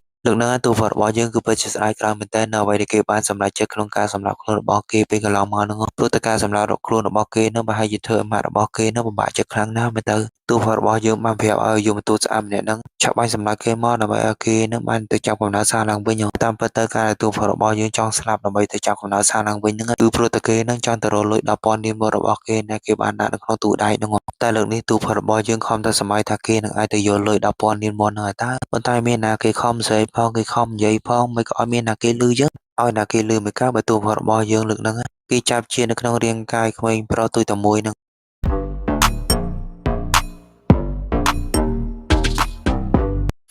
Hello សួស្តីអ្នកទាំងអស់គ្នាចូលជាមួយមានស័យរឿងយើងពីបន្តប្រវិទូផលរបស់យើងបានដឹងខ្លួនឡើងវិញគេខំមកសែនិយាយនេះនិយាយនោះប៉ុន្តែគេឆ្ងល់មិនបានគេនិយាយអត់លឺអីចឹងលឺតែសែយំចឹងដល់តែគេបានសម្លឹងទៅឃើញកញ្ចក់ទៅគេបានដឹងថាតាមពិតទៅរាងកាយថ្មីដែលគេបានសន្ធិដ្ឋនៅហ្នឹងគឺជារាងកាយកូនថ្ងៃដទូចមួយស្អែកគេមានអារម្មណ៍រាងកក់ក្ដៅបន្តិចដោយសារតែម៉ាក់របស់គេមើលទៅដូចយកចិត្តទុកដាក់នឹងគេតែគ្រាន់តែម៉ាក់របស់គេបានយកទូផលរបស់យើងមកដល់ក្នុងឡានរបស់នាងភ្លាមនាងក៏បានស្ដីឲ្យទូផលរបស់យើងម៉ាំងមកហាក់ដូចជាខឹងនឹងទូផលរបស់យើងខ្លាំងមែនតើព្រោះទូផលរបស់យើងចេះតែពីយំមកញ៉ៃញ៉ៃព្រោះតែនាងផឹកកាហ្វេផឹកអីផឹកអំបានវានាងបាននាំទូផលរបស់យើងត្រឡប់ទៅដល់ផ្ទះវិញនាងក៏បានបោកទូផលរបស់យើងនៅក្រាំងនៅលើសាឡុងនឹងហ្មងហើយនាងក៏បានប្រាប់ប្តីរបស់នាងនឹងឲ្យវាចុះអាបបនឹងឲ្យទូផលរបស់យើងញ៉ាំត្បូងឡើយទូផលរបស់យើងគិតថាបើទោះជាម៉ាក់របស់គេរាងកាយមែនទេតែប៉ារបស់គេដូចគ្រាន់បើដែរហ្នឹងគឺរៀងស្រឡាញ់គេដែរប៉ុន្តែបន្តិចក្រោយមកស្រាប់តែប៉ារបស់គេហ្នឹងបានយកបបរផុកដំណត់ហ្នឹងយកមកបញ្ចុកឲ្យគេទៀតហើយគាត់ក៏បានសួរប្រពន្ធរបស់គាត់មកយាយបញ្ចុកឲ្យបបរហ្នឹងទៀតមែនដល់ទៅប្រពន្ធរបស់គាត់ប្រាប់ឲ្យចុកទៅចុកគាត់ក៏យកបបរផុកកណ្ដុតហ្នឹងយកមកបញ្ចុកឲ្យទូផាត់របស់យើងញ៉ាំហើយដល់ពេលដែលទូផាត់របស់យើងអត់ព្រមហាមមកដើម្បីញ៉ាំអាហារមួយហ្នឹងគាត់នឹងក៏បានស្ដីឲ្យទូផាត់របស់យើងម៉ាំងមកឲ្យម៉ាក់របស់គ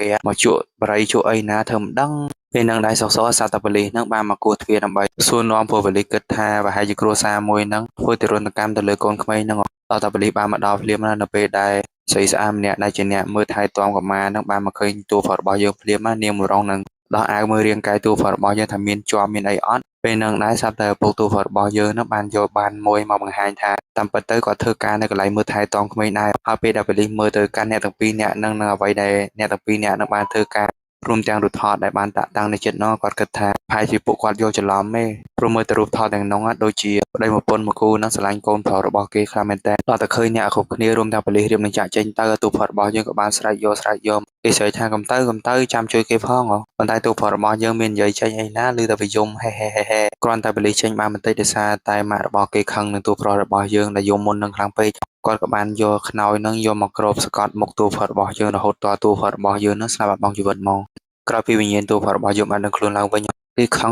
ខ្លាំងមែនតើឆ្ងល់ថាមិនក៏ប៉ាម៉ាក់គូនឹងមិនក៏គូខឹងម៉េចសូម្បីតែកូនខ្លួនឯងក៏ដាច់ចិត្តសម្លាប់ដែរអត់មានសារជាតិជាមនុស្សសោះមិនដឹងថាដោយសារមូលហេតុអីបានជាខឹងនឹងកូនក្មេងនឹងខ្លាំងម៉េចវាគ្រាន់តែគ្នាយំធម្មតាសោះក៏ដាច់ចិត្តធ្វើបាបគ្នាដែរតែយំទូស្រីម្នាក់នឹងបានជាថាទូផតរបស់យើងថាទូផតរបស់យើងអាចសម្រេចចិត្តនឹងធ្វើអ្វីតាមតែគេចង់ធ្វើបានតែសូម្បីតែក្មេងប្រុសម្នាក់នោះនិយាយក៏គេនិយាយមិនបានគេចង់ធ្វើអីក៏ធ្វើមិនបានមិនគួរណាទូផតរបស់យើងនឹងដាច់ចិត្តសម្លាប់ខ្លួនរបស់គេទេបើសម្លាប់ខ្លួនរបស់គេហើយមិនគួរណាមកខឹងឲ្យរឿងនឹងអីខែងគេបានស្លាប់បាត់បង់ជីវិតហើយតើមិនស្ដាយក្រោយមែនទូផលរបស់យើងក៏ឈប់និយាយអីមកគេគិតទៅប្រាប់ឲ្យយំទុំអ្នកហ្នឹងទៀងកំភ្លើងមកបាញ់សម្លាប់គេជាថ្មីម្ដងទៀតមកដោយសារតែគេចង់ទៅ3រលុយ 10,000 លានមុនតែគេបានលាក់តូននៅក្នុងទូដៃមួយនោះគ្រាន់តែទូផលរបស់យើងបានដឹងខ្លួននៅក្នុងរាងកាយថ្មីភ្លាមគេគិតតែពីសម្លឹងមើលមកខែងតែហួសមកដែលត្រូវទៅបើកយកលុយនោះត្រឡប់មកវិញពេលហ្នឹងដែរវាសល់ម៉ោងតែដល់5នាទីទៀតចឹងហើយទូផលរបស់យើងរត់បញ្ញាតែហេងដែរណារាងកាយដែលទូផលរបស់យើងបានស្ថិតនៅហ្នឹងគឺវានៅកន្លែងដែលទូផលរបស់យើងបានយកលុយរបស់គេដាក់នៅក្នុងទូដៃនៅកន្លែងហ្នឹងមកតែនៅពេលដែលទូផុតរបស់យើងដើរទៅសូម្បីតែចដាវយន្តហ្នឹងក៏កកស្ទះទៀតចឹងហើយទូផុតរបស់យើងក៏បានរត់ទៅលឿនខ្លាំងមែនទែនរហូតដល់តែគេហ្នឹងបានយកលុយ 10,000 លានវ៉ុនរបស់គេត្រឡប់មកវិញបន្ទាប់ពីទូផុតរបស់យើងបានរកលុយរបស់គេត្រឡប់មកវិញហើយពេលដែលគេសម្លឹងមើលទៅកញ្ចក់មើលទៅរាងកាយថ្មីដែលទូផុតរបស់យើងបានស្ថិតនៅហ្នឹងគឺពិតជាស្រស់សង្ហាខ្លាំងមែនទែនមិនត្រឹមតែមុខមាត់របស់គេស្រស់សង្ហាតែប៉ុណ្ណោះប្រហែលជាគេហ្នឹងមានលុយច្រើនទៀតដោយសារតែគេហ្នឹងជាតារាសម្ដែងល្បីឈ្មោះហើយទៅមើលជុំវិញខ្លួនណាសូម្បីតែនៅកន្លែងដែលគេកំពុងតែឈរនៅហ្នឹងគឺមានសិតតែរូប poster របស់គេនៅក្បែរហ្នឹងទាំងអស់មកនិយាយទៅដោយសារតែសម្រស់របស់គេស្រស់ស្អាតពីធម្មជាតិចឹងហើយអារឿងរលុយរកកាក់ហ្នឹងវាអត់ពិបាកសោះគ្រាន់តែឈរញញឹមញែមដើរម៉ូតដើរអីហ្នឹងក៏ទូផុតរបស់យើងអាចរលុយបានមួយកណ្ដោដែរនិយាយទៅរាងកាយថ្មីហ្នឹងល្អខ្លាំងហ្មងហ្នឹងមុខមាត់ក៏សង្ហាលុយក៏មានហើយជាតារាល្បីទៀតចឹងហើយថ្ងៃក្រោយទូផុតរបស់យើងហ្នឹងប្រហែលជាលែងបារម្ភអារឿងអត់លុយចាយអារឿងអត់អីហ្នឹងហើយដល់តែគេបានត្រឡប់ទៅផ្ទះរបស់គេវិញហ្នឹងបន្តិចក្រោយមកសត្វមិត្តភក្តិរបស់គេហ្នឹងបានតាក់ទងមកទូផុតរបស់យើងហើយក៏បានប្រាប់ទូផុតរបស់យើងថាឲ្យញ៉ាំមកកាយទូផុតរបស់យើងត្រូវមកក្លឹបជាមួយនឹងគេមែនគាត់ទៅលើមិត្តភក្តិរបស់គេបបួលចឹងភ្លាមទូផុតរបស់យើងហ្នឹងក៏បានទៅកន្លែងនោះភ្លាមមកដោយសារតែគេគិតថាទោះជាគេរស់បាននៅមួយថ្ងៃក៏គេគួរតែទៅរស់នៅឲ្យសុបាយរីករាយដែរលុយក៏មានសម្រាប់ក៏បានមានអីខ្វះទៀតទៅគេផឹកផងអីផងរំផងលើកដាច់មកហើយមិត្តភក្តិរបស់គេក៏បានប្រាប់ទូផុតរបស់យើងថាបើសិនបើទូផុតរបស់យើងហ្នឹងអាចធ្វើឲ្យ CEO របស់ក្រុមហ៊ុនថេការចាប់អារម្មណ៍លើទូផុតរបស់យើងមែនជីវិតទូផុតរបស់យើងនឹងច្បាស់ជាប្រែប្រួល180ដឺក្រេមកហើយដោយសារទូផុតរបស់យើងរៀងផឹកច្រើនដែរអញ្ចឹងហើយគាត់ទៅឃើញអាប៉ែ CEO ព្រាមទូផុតរបស់យើងក៏បានសួរថាតើពួកយើងទៅពីរនាក់នឹងធ្លាប់ជួបគ្នាមែនមើលទៅមកអាប៉ែ CEO ហ្នឹងដូចស្តៀងជុំបាញ់ហ្នឹងទូផុតរបស់យើងដាក់ជ្រុលពេកចឹងហើយថ្ងៃហ្នឹងគេដេកអត់ងើបអត់អីសោះតតបងប្រុសរបស់គេហ្នឹងបានមកដាស់គេដើម្បីឲ្យទូផុតរបស់យើងហ្នឹងទៅជួយលក់កាហ្វេគាត់ព្រោះអីការពីម្សិលមិញហ្នឹងទូផុតរបស់យើងបានសន្យានឹងបងប្រុសរបស់គេថាថ្ងៃហ្នឹងគេនឹងទៅជួយលក់កាហ្វេបងប្រុសរបស់គេ ពេលដែលទូផតរបស់យើងនឹងកំពុងតែរៀបចំអីវ៉ាន់និងរៀបចំហាងបងប្អូនរបស់គេសុកៗហើយស្រាប់តែគេបានឃើញជីស៊ូនឹងបានដើរចូលមកក្នុងហាងកាហ្វេមួយនឹងដែរហើយនៅពេលដែលទូផតរបស់យើងបានឃើញជីស៊ូចឹងគេមើលឡើងភ្លើងមកដោយសារតែគេនឹងពិតជានឹក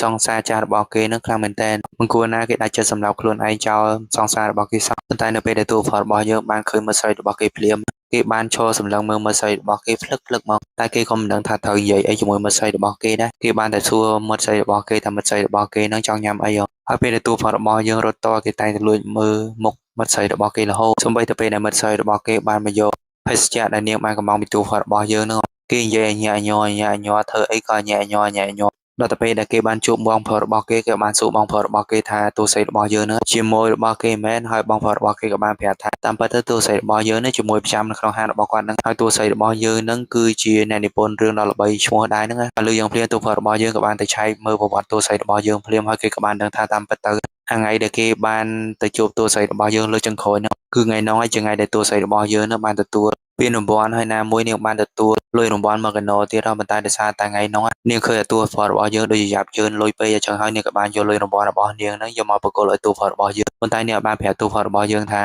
លុយណាជាលុយរង្វាន់ដែលនាងបានយកពីការប្រកួតសរសេរសភៅរបស់នាងហ្នឹងឯងប៉ុន្តែនៅពេលដែលជីស៊ូនឹងមិនទាន់តែបានប្រាប់ទូផតរបស់យើងថាតាមពិតទៅលុយនេះជាលុយរង្វាន់របស់នាងហើយអ្នកដែលជួននាងមកជាបងប្អូនរបស់នាងផងទូផតរបស់យើងបានជាម៉ៅយកថាទូស្រីរបស់យើងណាមានសង្សារថ្មីហើយនាងតាក់ទងជាមួយអប៉ែម្នាក់ហ្នឹងរហូតតតែអប៉ែម្នាក់ហ្នឹងបានបកគលលុយឲ្យនាងច្រើនទៀតទូផតរបស់យើងនឹងក៏បានទៅអង្គុយសម្លឹងមើលសភៅទូស្រីរបស់យើងបណ្ដាអង្គុយយំបណ្ដាដោយសារតែអ្វីដែលទូស្រីរបស់យើងបានសរសេរនៅក្នុងសភៅរបស់នាងហ្នឹងគឺនាងបានសរសេរពីប្រវត្តិស្នេហ៍របស់អ្នកទាំងពីរនាក់ហ្នឹងពេលហ្នឹងទូផតរបស់យើងមើលទៅដូចជាស្ដាយក្រោយខ្លាំងមែនតើមិនគួរណាគេដាច់ចិត្តសម្រាប់ខ្លួនឯងសោះសូម្បីតែអាស្លាបកាដែលគេបានទិញថាទុកធ្វើជាកាដូឲ្យទូស្រីរបស់យើងហើយទូស្រីរបស់យើងទទួលរង្វាន់ហ្នឹងក៏គេអត់មានឱកាសឲ្យទូស្រីរបស់យើងដែរនៅថ្ងៃបន្ទាប់ពេលទូរបស់យើងបានឃើញមើលស្រីរបស់គេកំពុងតែអង្គុយម្នាក់ឯងចឹងហើយទូរបស់យើងហ្នឹងក៏បានធ្វើជាសួរនាំនិយាយលេងជាមួយទូស្រីរបស់យើងចឹងណាគេបានយកអាភេសជ្ជៈដែលទូស្រីរបស់យើងបានកំងឲ្យថាយក free នំម្ដុំហ្នឹងឲ្យទៅទូស្រីរបស់យើងទៀតគេបានកុហកទូស្រីរបស់យើងថាគេជា fan ទូស្រីរបស់យើងហើយគេក៏បានសុំឲ្យទូស្រីរបស់យើងហ្នឹងជួយសញ្ញាទៅលើសភៅមួយដែលគេបានទិញនៅការពីម្សិលមិញហ្នឹងទៀតគេអង្គុយបណ្ដាគេនិយាយលេងជាមួយទូស្រីរបស់យើងបណ្ដាហើយគេក៏បាននិយាយពីចំណាអារម្មណ៍របស់គេក្នុងការសរសេររឿងថ្មីមួយហើយរឿងមួយណាទូផតរបស់យើងបាននិយាយអំពីអ្វីដែលគេកំពុងតែជួបប្រទះពេលកន្លងមកក្រោយពីគេបានសម្លាប់ខ្លួនហ្នឹងតែពេលដែលទូផតរបស់យើងបាននិយាយពីសាច់រឿងនោះហ្នឹងទូស្រីរបស់យើងនឹងបានសត់បិទមាត់មិនចេះសោះដោយសារតែអ្វីដែលទូផតរបស់យើងបាននិយាយវាដូចជាអ្វីដែលទូផតរបស់យើងនឹងបានជួបប្រទះខ្លួនឯងគេហាក់ដូចជាដាក់អារម្មណ៍ស្លងនៅក្នុងសាច់រឿងរបស់គេខ្លាំងមែនទែនប៉ុន្តែវាទាស់ទងថាតួអង្គនៅក្នុងរឿងទូផតរបស់យើងនឹងទូផតរបស់យើងមិនដឹងថាគួរដាក់ឈ្មោះតួអង្គមួយនឹងថាម៉េចគេថែមទាំងសុំទូស្រីរបស់យើងនឹងជួយសញ្ញាទៅលើសភៅដែលគេបានទិញកាលពីម្សិលមិញនឹងទៀតតែក្រោយពេលដែលទូផតរបស់យើងបានឃើញអាស្លាបកាដែលមើលស្រីរបស់គេបានប្រើដើម្បីសញ្ញាលើសភៅមួយនឹងគេក៏បានដឹងភ្លាមមកថាស្លាបកាមួយនឹងជាស្លាបកាដែលគេបានទិញឲ្យទូស្រីរបស់យើងជាមូលហេតុអីគេមិនទាន់បានបកគលស្លាបកានឹងទៅឲ្យទូស្រីរបស់យើងផងមិនបានទូស្រីរបស់យើងនឹងមានអាស្លាបកាមួយនឹងចឹងហើយគេក៏បានសួរទូស្រីរបស់យើងពេលនឹងដែរជាស៊ូក៏បានឆ្លើយប្រាប់ទូផតរបស់យើងថាតាមពិតទៅស្លាបកាមួយនឹងគឺជាស្លាបកាដែលមិត្តភក្តិរបស់នាងបានទិញឲ្យនាងប៉ុន្តែក្រោយពេលដែលមិត្តភក្តិរបស់នាងបានស្លាប់បង់ជីវិតទៅម៉ែរបស់គេនឹងក៏បានបកគលស្លាបកានឹងមកឲ្យទូស្រីរបស់យើងដោយសារតែគាត់បានឃើញស្លាបកាមួយនឹងនៅក្នុងផ្ទះដែលទូផតរបស់យើងនឹងបានរស់នៅមុនគេស្លាប់បង់ជីវិតពីមួយថ្ងៃទៅមួយថ្ងៃទូផតរបស់យើងតែនិយាយសាច់រឿងបន្តពីមួយរឿងទៅមួយរឿងពីជាតិមួយទៅជាតិមួយប្រាប់ទូស្រីរបស់យើងដើម្បីឲ្យគេមានឱកាសในចិត្តទូស្រីរបស់យើងបន្តទៀតនៅថ្ងៃមួយពេលដែលទូស្រីរបស់យើងបានចាកចេញទៅគ្រាន់ទូផតរបស់យើងបានឃើញថាមេកំពុងតែភ្លៀងមកគេក៏បានយកឆាត់មួយយកទៅឲ្យទូស្រីរបស់យើងក្រោយពីគេយកឆាន់មកឲ្យទូស្រីរបស់យើងហើយគ្រាន់តែពេលដែលគេបានត្រឡប់ទៅហាងភ្លាមហើយបានឮថាខ្ញុំនៅក្នុងហាងរបស់គេបាននិយាយថាមានស្រីម្នាក់ដែលជាមួយប្រចាំនៅក្នុងហាងមួយនោះបានជួបគ្រោះថ្នាក់ចរាចរណ៍ចឹងហើយទូរបស់យើងក៏បានរត់ទៅរកមិត្តស្រីរបស់គេភ្លាមមកដោយសារតែគេគិតថាប្រហែលជាមិត្តស្រីរបស់គេនឹងឲ្យជួបគ្រោះថ្នាក់ព្រោះតាមអ្វីដែលយមទូតនឹងបាននិយាយប្រាប់គេថាពីមួយជាតិទៅមួយជាតិពីរូបរាងកាយមួយទៅរូបរាងកាយមួយគេនឹងធ្វើឲ្យទូផតរបស់យើងនឹងជឿចាំបន្តិចម្ដងរហូតដល់ទូផតរបស់យើងនឹងទ្រាំដរាបណាទូផតរបស់យើងទ្រាំអត់បានហើយគេមានបំណងចង់សម្លាប់ណាគេម្នាក់យមទូម្នាក់នឹងលូកដៃទៅក្នុងជីវិតថ្មីដែលទូផតរបស់យើងបានរស់នៅនឹងតែម្ដងកន្លែងកាត់ហែមភ្លាមទូផតរបស់យើងបានយំយកដោយសារតែគេបានឃើញថាឆាត់ក្រហមដែលជនរងគ្រោះបានកាន់នឹងគឺពិតជាដូចឆាត់ដែលគេបានបកគលឲ្យទូស្រីរបស់យើងខ្លាំងមែនទែនគេរត់រហូតដល់តែគេភ្លេចថាគេមានរបួសពេលដែលគេបានប្រមូលកែបបាយនៅក្នុងហាងរបស់គេមុននឹងតែជីស៊ូនឹងទៀតគ្រាន់តែឃើញទូផតរបស់យើងបែបនឹងភ្លាម វាធ្វើឲ្យនាងនឹងនៅសម័យដ៏មិត្តប្រុសរបស់នាងខ្លាំងមែនទែនបើនាងជួបហេតុការណ៍បែបហ្នឹងក៏នាងរត់ទៅរកមិត្តប្រុសរបស់នាងបែបហ្នឹងដែរដូចថ្ងៃដែលនាងបានដឹងថាមិត្តប្រុសរបស់នាងបានស្លាប់បាត់បង់ជីវិតភ្លាមនាងក៏បានរត់ទៅរកមិត្តប្រុសរបស់នាងដល់ក្នុងមន្ទីរពេទ្យមកទៅដល់ទីនោះភ្លាមហើយនាងយំបដានាងអីបដានាងមិនដឹងថាត្រូវធ្វើអីបន្តទៀតសោះហើយនាងក៏មិនដែលគិតថាសុខមិត្តប្រុសរបស់នាងដែលជាសម្រាប់ខ្លួនទៅចោលនាងទៅវិ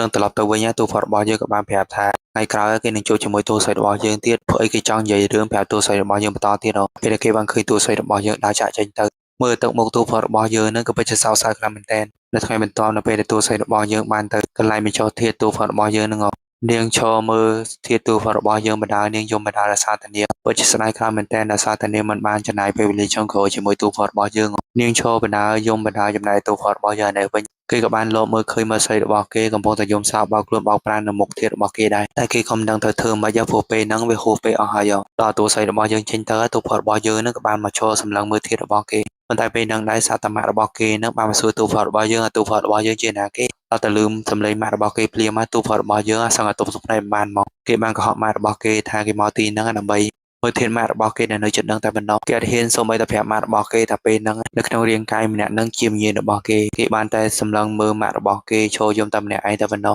ត្រឡប់មកដល់ផ្ទះវិញទូផតរបស់យើងនឹងបានរៀបចំលុយមួយចំនួនហ្នឹងយកទៅឲ្យម៉ាក់របស់គេឲ្យថែមទាំងសរសេរសបត់ដាក់ក្នុងលុយនឹងទៀតប៉ុន្តែដល់តែគេបានចូលទៅក្នុងផ្ទះរបស់គេភ្លាមគេអត់ហ៊ានសម្លឹងមើលនៅក្នុងផ្ទះរបស់គេសោះដោយសារតែគេសម័យដល់អតីតកាលពេលដែលគេនៅជាមួយម៉ាក់របស់គេតែពីរនាក់ហ្នឹងបើតែពេលនោះគេគ្មានលុយមានកាក់មែនប៉ុន្តែឲ្យតែនៅជិតម៉ាក់របស់គេតែងតែមានអារម្មណ៍សប្បាយរីករាយរហូតដល់តែគេចេញមកក្រៅដើរបានបន្តិចអសតមានផ្ទាំងប៉ាណូដ៏ធំមួយធ្លាក់មកសង្កត់លើតួផតរបស់យើងតាមពិតទៅជាការយល់សប្តិទូផតរបស់យើងសោះសូម្បីតែក្នុងការយល់សប្តិទូផតរបស់យើងក៏គេសម័យឃើញតែគេនឹងស្លាប់បាត់បង់ជីវិតដែរនៅថ្ងៃបន្ទាប់ក្រោយពីទូផតរបស់យើងបាននិយាយប្រាប់ពីរឿងរ៉ាវដែលគេបានជួបប្រទះបន្តទៀតនឹងប្រាប់ទៅតួស្រីរបស់យើងហើយគេក៏បានសុំជូនតួស្រីរបស់យើងត្រឡប់ទៅផ្ទះវិញដោយសារតែពេលហ្នឹងយប់រៀងជ្រៅដែរហើយបងឡើយតួស្រីរបស់យើងនឹងអត់ចង់ឲ្យតួផតរបស់យើងជូននាងត្រឡប់ទៅផ្ទះវិញទេតែដោយសារតួផតរបស់យើងចេះតែសុំនាងញយពេកចឹងហើយនាងក៏យល់ព្រមឲ្យតួផតរបស់យើងនឹងជូននាងត្រឡប់ទៅផ្ទះវិញតែនៅតាមផ្លូវតួផតរបស់យើងគេដើរចិត្តមិត្តស្រីរបស់គេបណ្ដាគេសម័យឃើញពេលដែលគេដើរកាន់ឯតួស្រីរបស់យើងបណ្ដាចឹងហើយដោយសារតួផតរបស់យើងមិនអាចទប់អារម្មណ៍នឹងលាក់បាំងពីតួស្រីរបស់យើងបន្តទៀត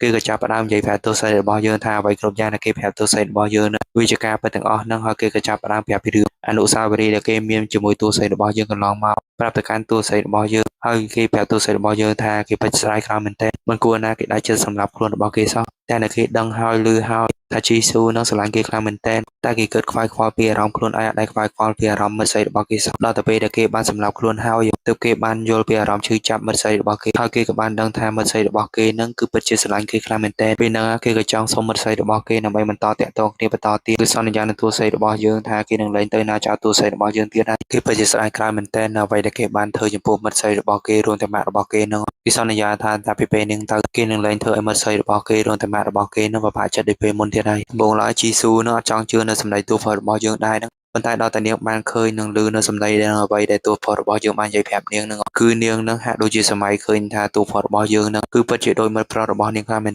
តែពេលដែលតួស្រីរបស់យើងមិនទាន់តែបានឆ្លើយអីផងសុកអត់ស្រាប់តែមានអាប៉ែម្នាក់នឹងបានបើកឡានមកបុកអ្នកទាំងពីរនឹងរហូតតែធ្វើឲ្យតួស្រីរបស់យើងនឹងស្លាប់បាត់បង់ជីវិតភ្លាមមកប៉ុន្តែតួផតរបស់យើងវិញគេមិនទាន់ស្លាប់បាត់បង់ជីវិតភ្លាមគេនៅតេតដល់ដង្ហើមយ៉ាងរឹតហើយអាប៉ែម្នាក់ដែលបានបើកឡានបុកតួផតរបស់យើងនឹងគឺគ្មានណាគេអាប៉ែម្នាក់នឹងគឺជាអាប៉ែ CEO របស់ក្រុមហ៊ុនទេការនៃតួផតរបស់យើងបានជួបនៅក្នុងក្លឹបកាលពីថ្ងៃមុនពេលដែលគេបានដឹងខ្លួននៅក្នុងរាងកាយថ្មីនឹង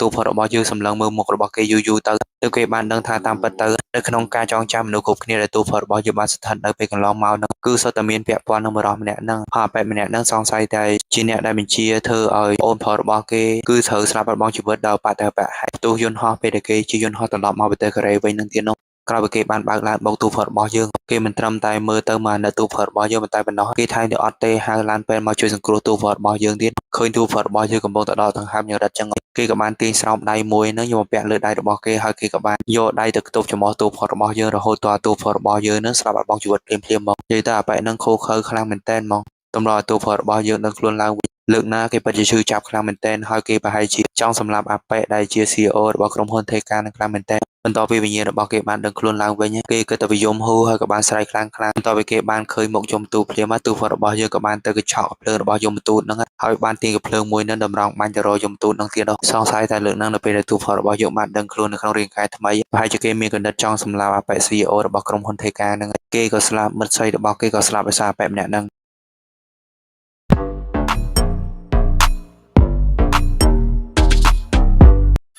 Hello សួស្តីអ្នកទាំងអស់គ្នាជួយជាមួយមាននិស័យរឿងយកពីបន្តដល់សាយរឿងដំបូងនៅពេលទី5ហ្នឹងគឺនិយាយអំពីវិរមម្នាក់ហ្នឹងគឺបានចាប់អបែម្នាក់ទៀតហ្នឹងយកមក live ផ្ទាល់ដើម្បីបកគោការវិទ្យាសាស្ត្រសាធារណជនហ្នឹងតែគេនឹងជួយដាក់ទោសអបែម្នាក់ហ្នឹងព្រោះដោយសារតែអបែម្នាក់ហ្នឹងគឺគេបានបៀតបៀននិងធ្វើបាបទៅលើរាងកាយមនុស្សជាច្រើនប៉ុន្តែច្បាប់អត់អាចដាក់ទោសអបែម្នាក់ហ្នឹងសោះតែដល់ទៅពេលដែលអ្នកគ្រប់គ្រងរបស់គេហ្នឹងអត់ជឿនៅសម្ដីរបស់អបែកម្នាក់ហ្នឹងគេក៏បានចាប់អបែម្នាក់ទៀតហ្នឹងធ្វើទរណកម្មមុននឹងតែបន្តទៀតហ្នឹងប៉ុន្តែមិនទាន់តែបានធ្វើទរណកម្មទៅដល់អបែម្នាក់ហ្នឹងផងស្រាប់តែមានជាគំនូម្នាក់ហ្នឹងបានមកវិក្រាបអបែកម្នាក់ហ្នឹងហើយក៏បានវាយកូនចៅរបស់គេហ្នឹងឡើងសន្លប់ឈឹងមកហើយគេក៏បានវាយអបែកម្នាក់ហ្នឹងប្រមាណដៃហើយប្រមាណដបងទៀតរហូតដល់តែអបែកម្នាក់ម្នាក់ហ្នឹងឡើងសន្លប់ស្ដោកស្ដឹងមកគេក៏មិនដឹងមូលហេតុអីបានជាអបិជាគំនូហ្នឹងអ្វីគេយើងគ្នាមានទាំងអីសោះគ្នាគិតតែវាចង់ចាអបិច្បាប់អាចដាក់ទោសចូលមកឲ្យសាធារណជននឹងបានឃើញថាគេនឹងគួរតែទទួលរងទោសបែបណាសោះហ្នឹងប៉ុន្តែសោះបែបជាអបិជាគំនូហ្នឹងដូចឈួនបន្តិចដូចអីមិនដឹងឯងបានមកវាយអបិកម្មាប់ហ្នឹងឡើងទ្រង់ខ្លួនមកហើយក៏បានជួយអបិម្នាក់តែថាអបិកម្មាប់ដាក់ទរណកម្មហ្នឹងចេញពីទីក្នុងហ្មងហើយថែមទាំងបានដល់អបិម្នាក់ហ្នឹងតាមផ្លូវហាក់ដូចជា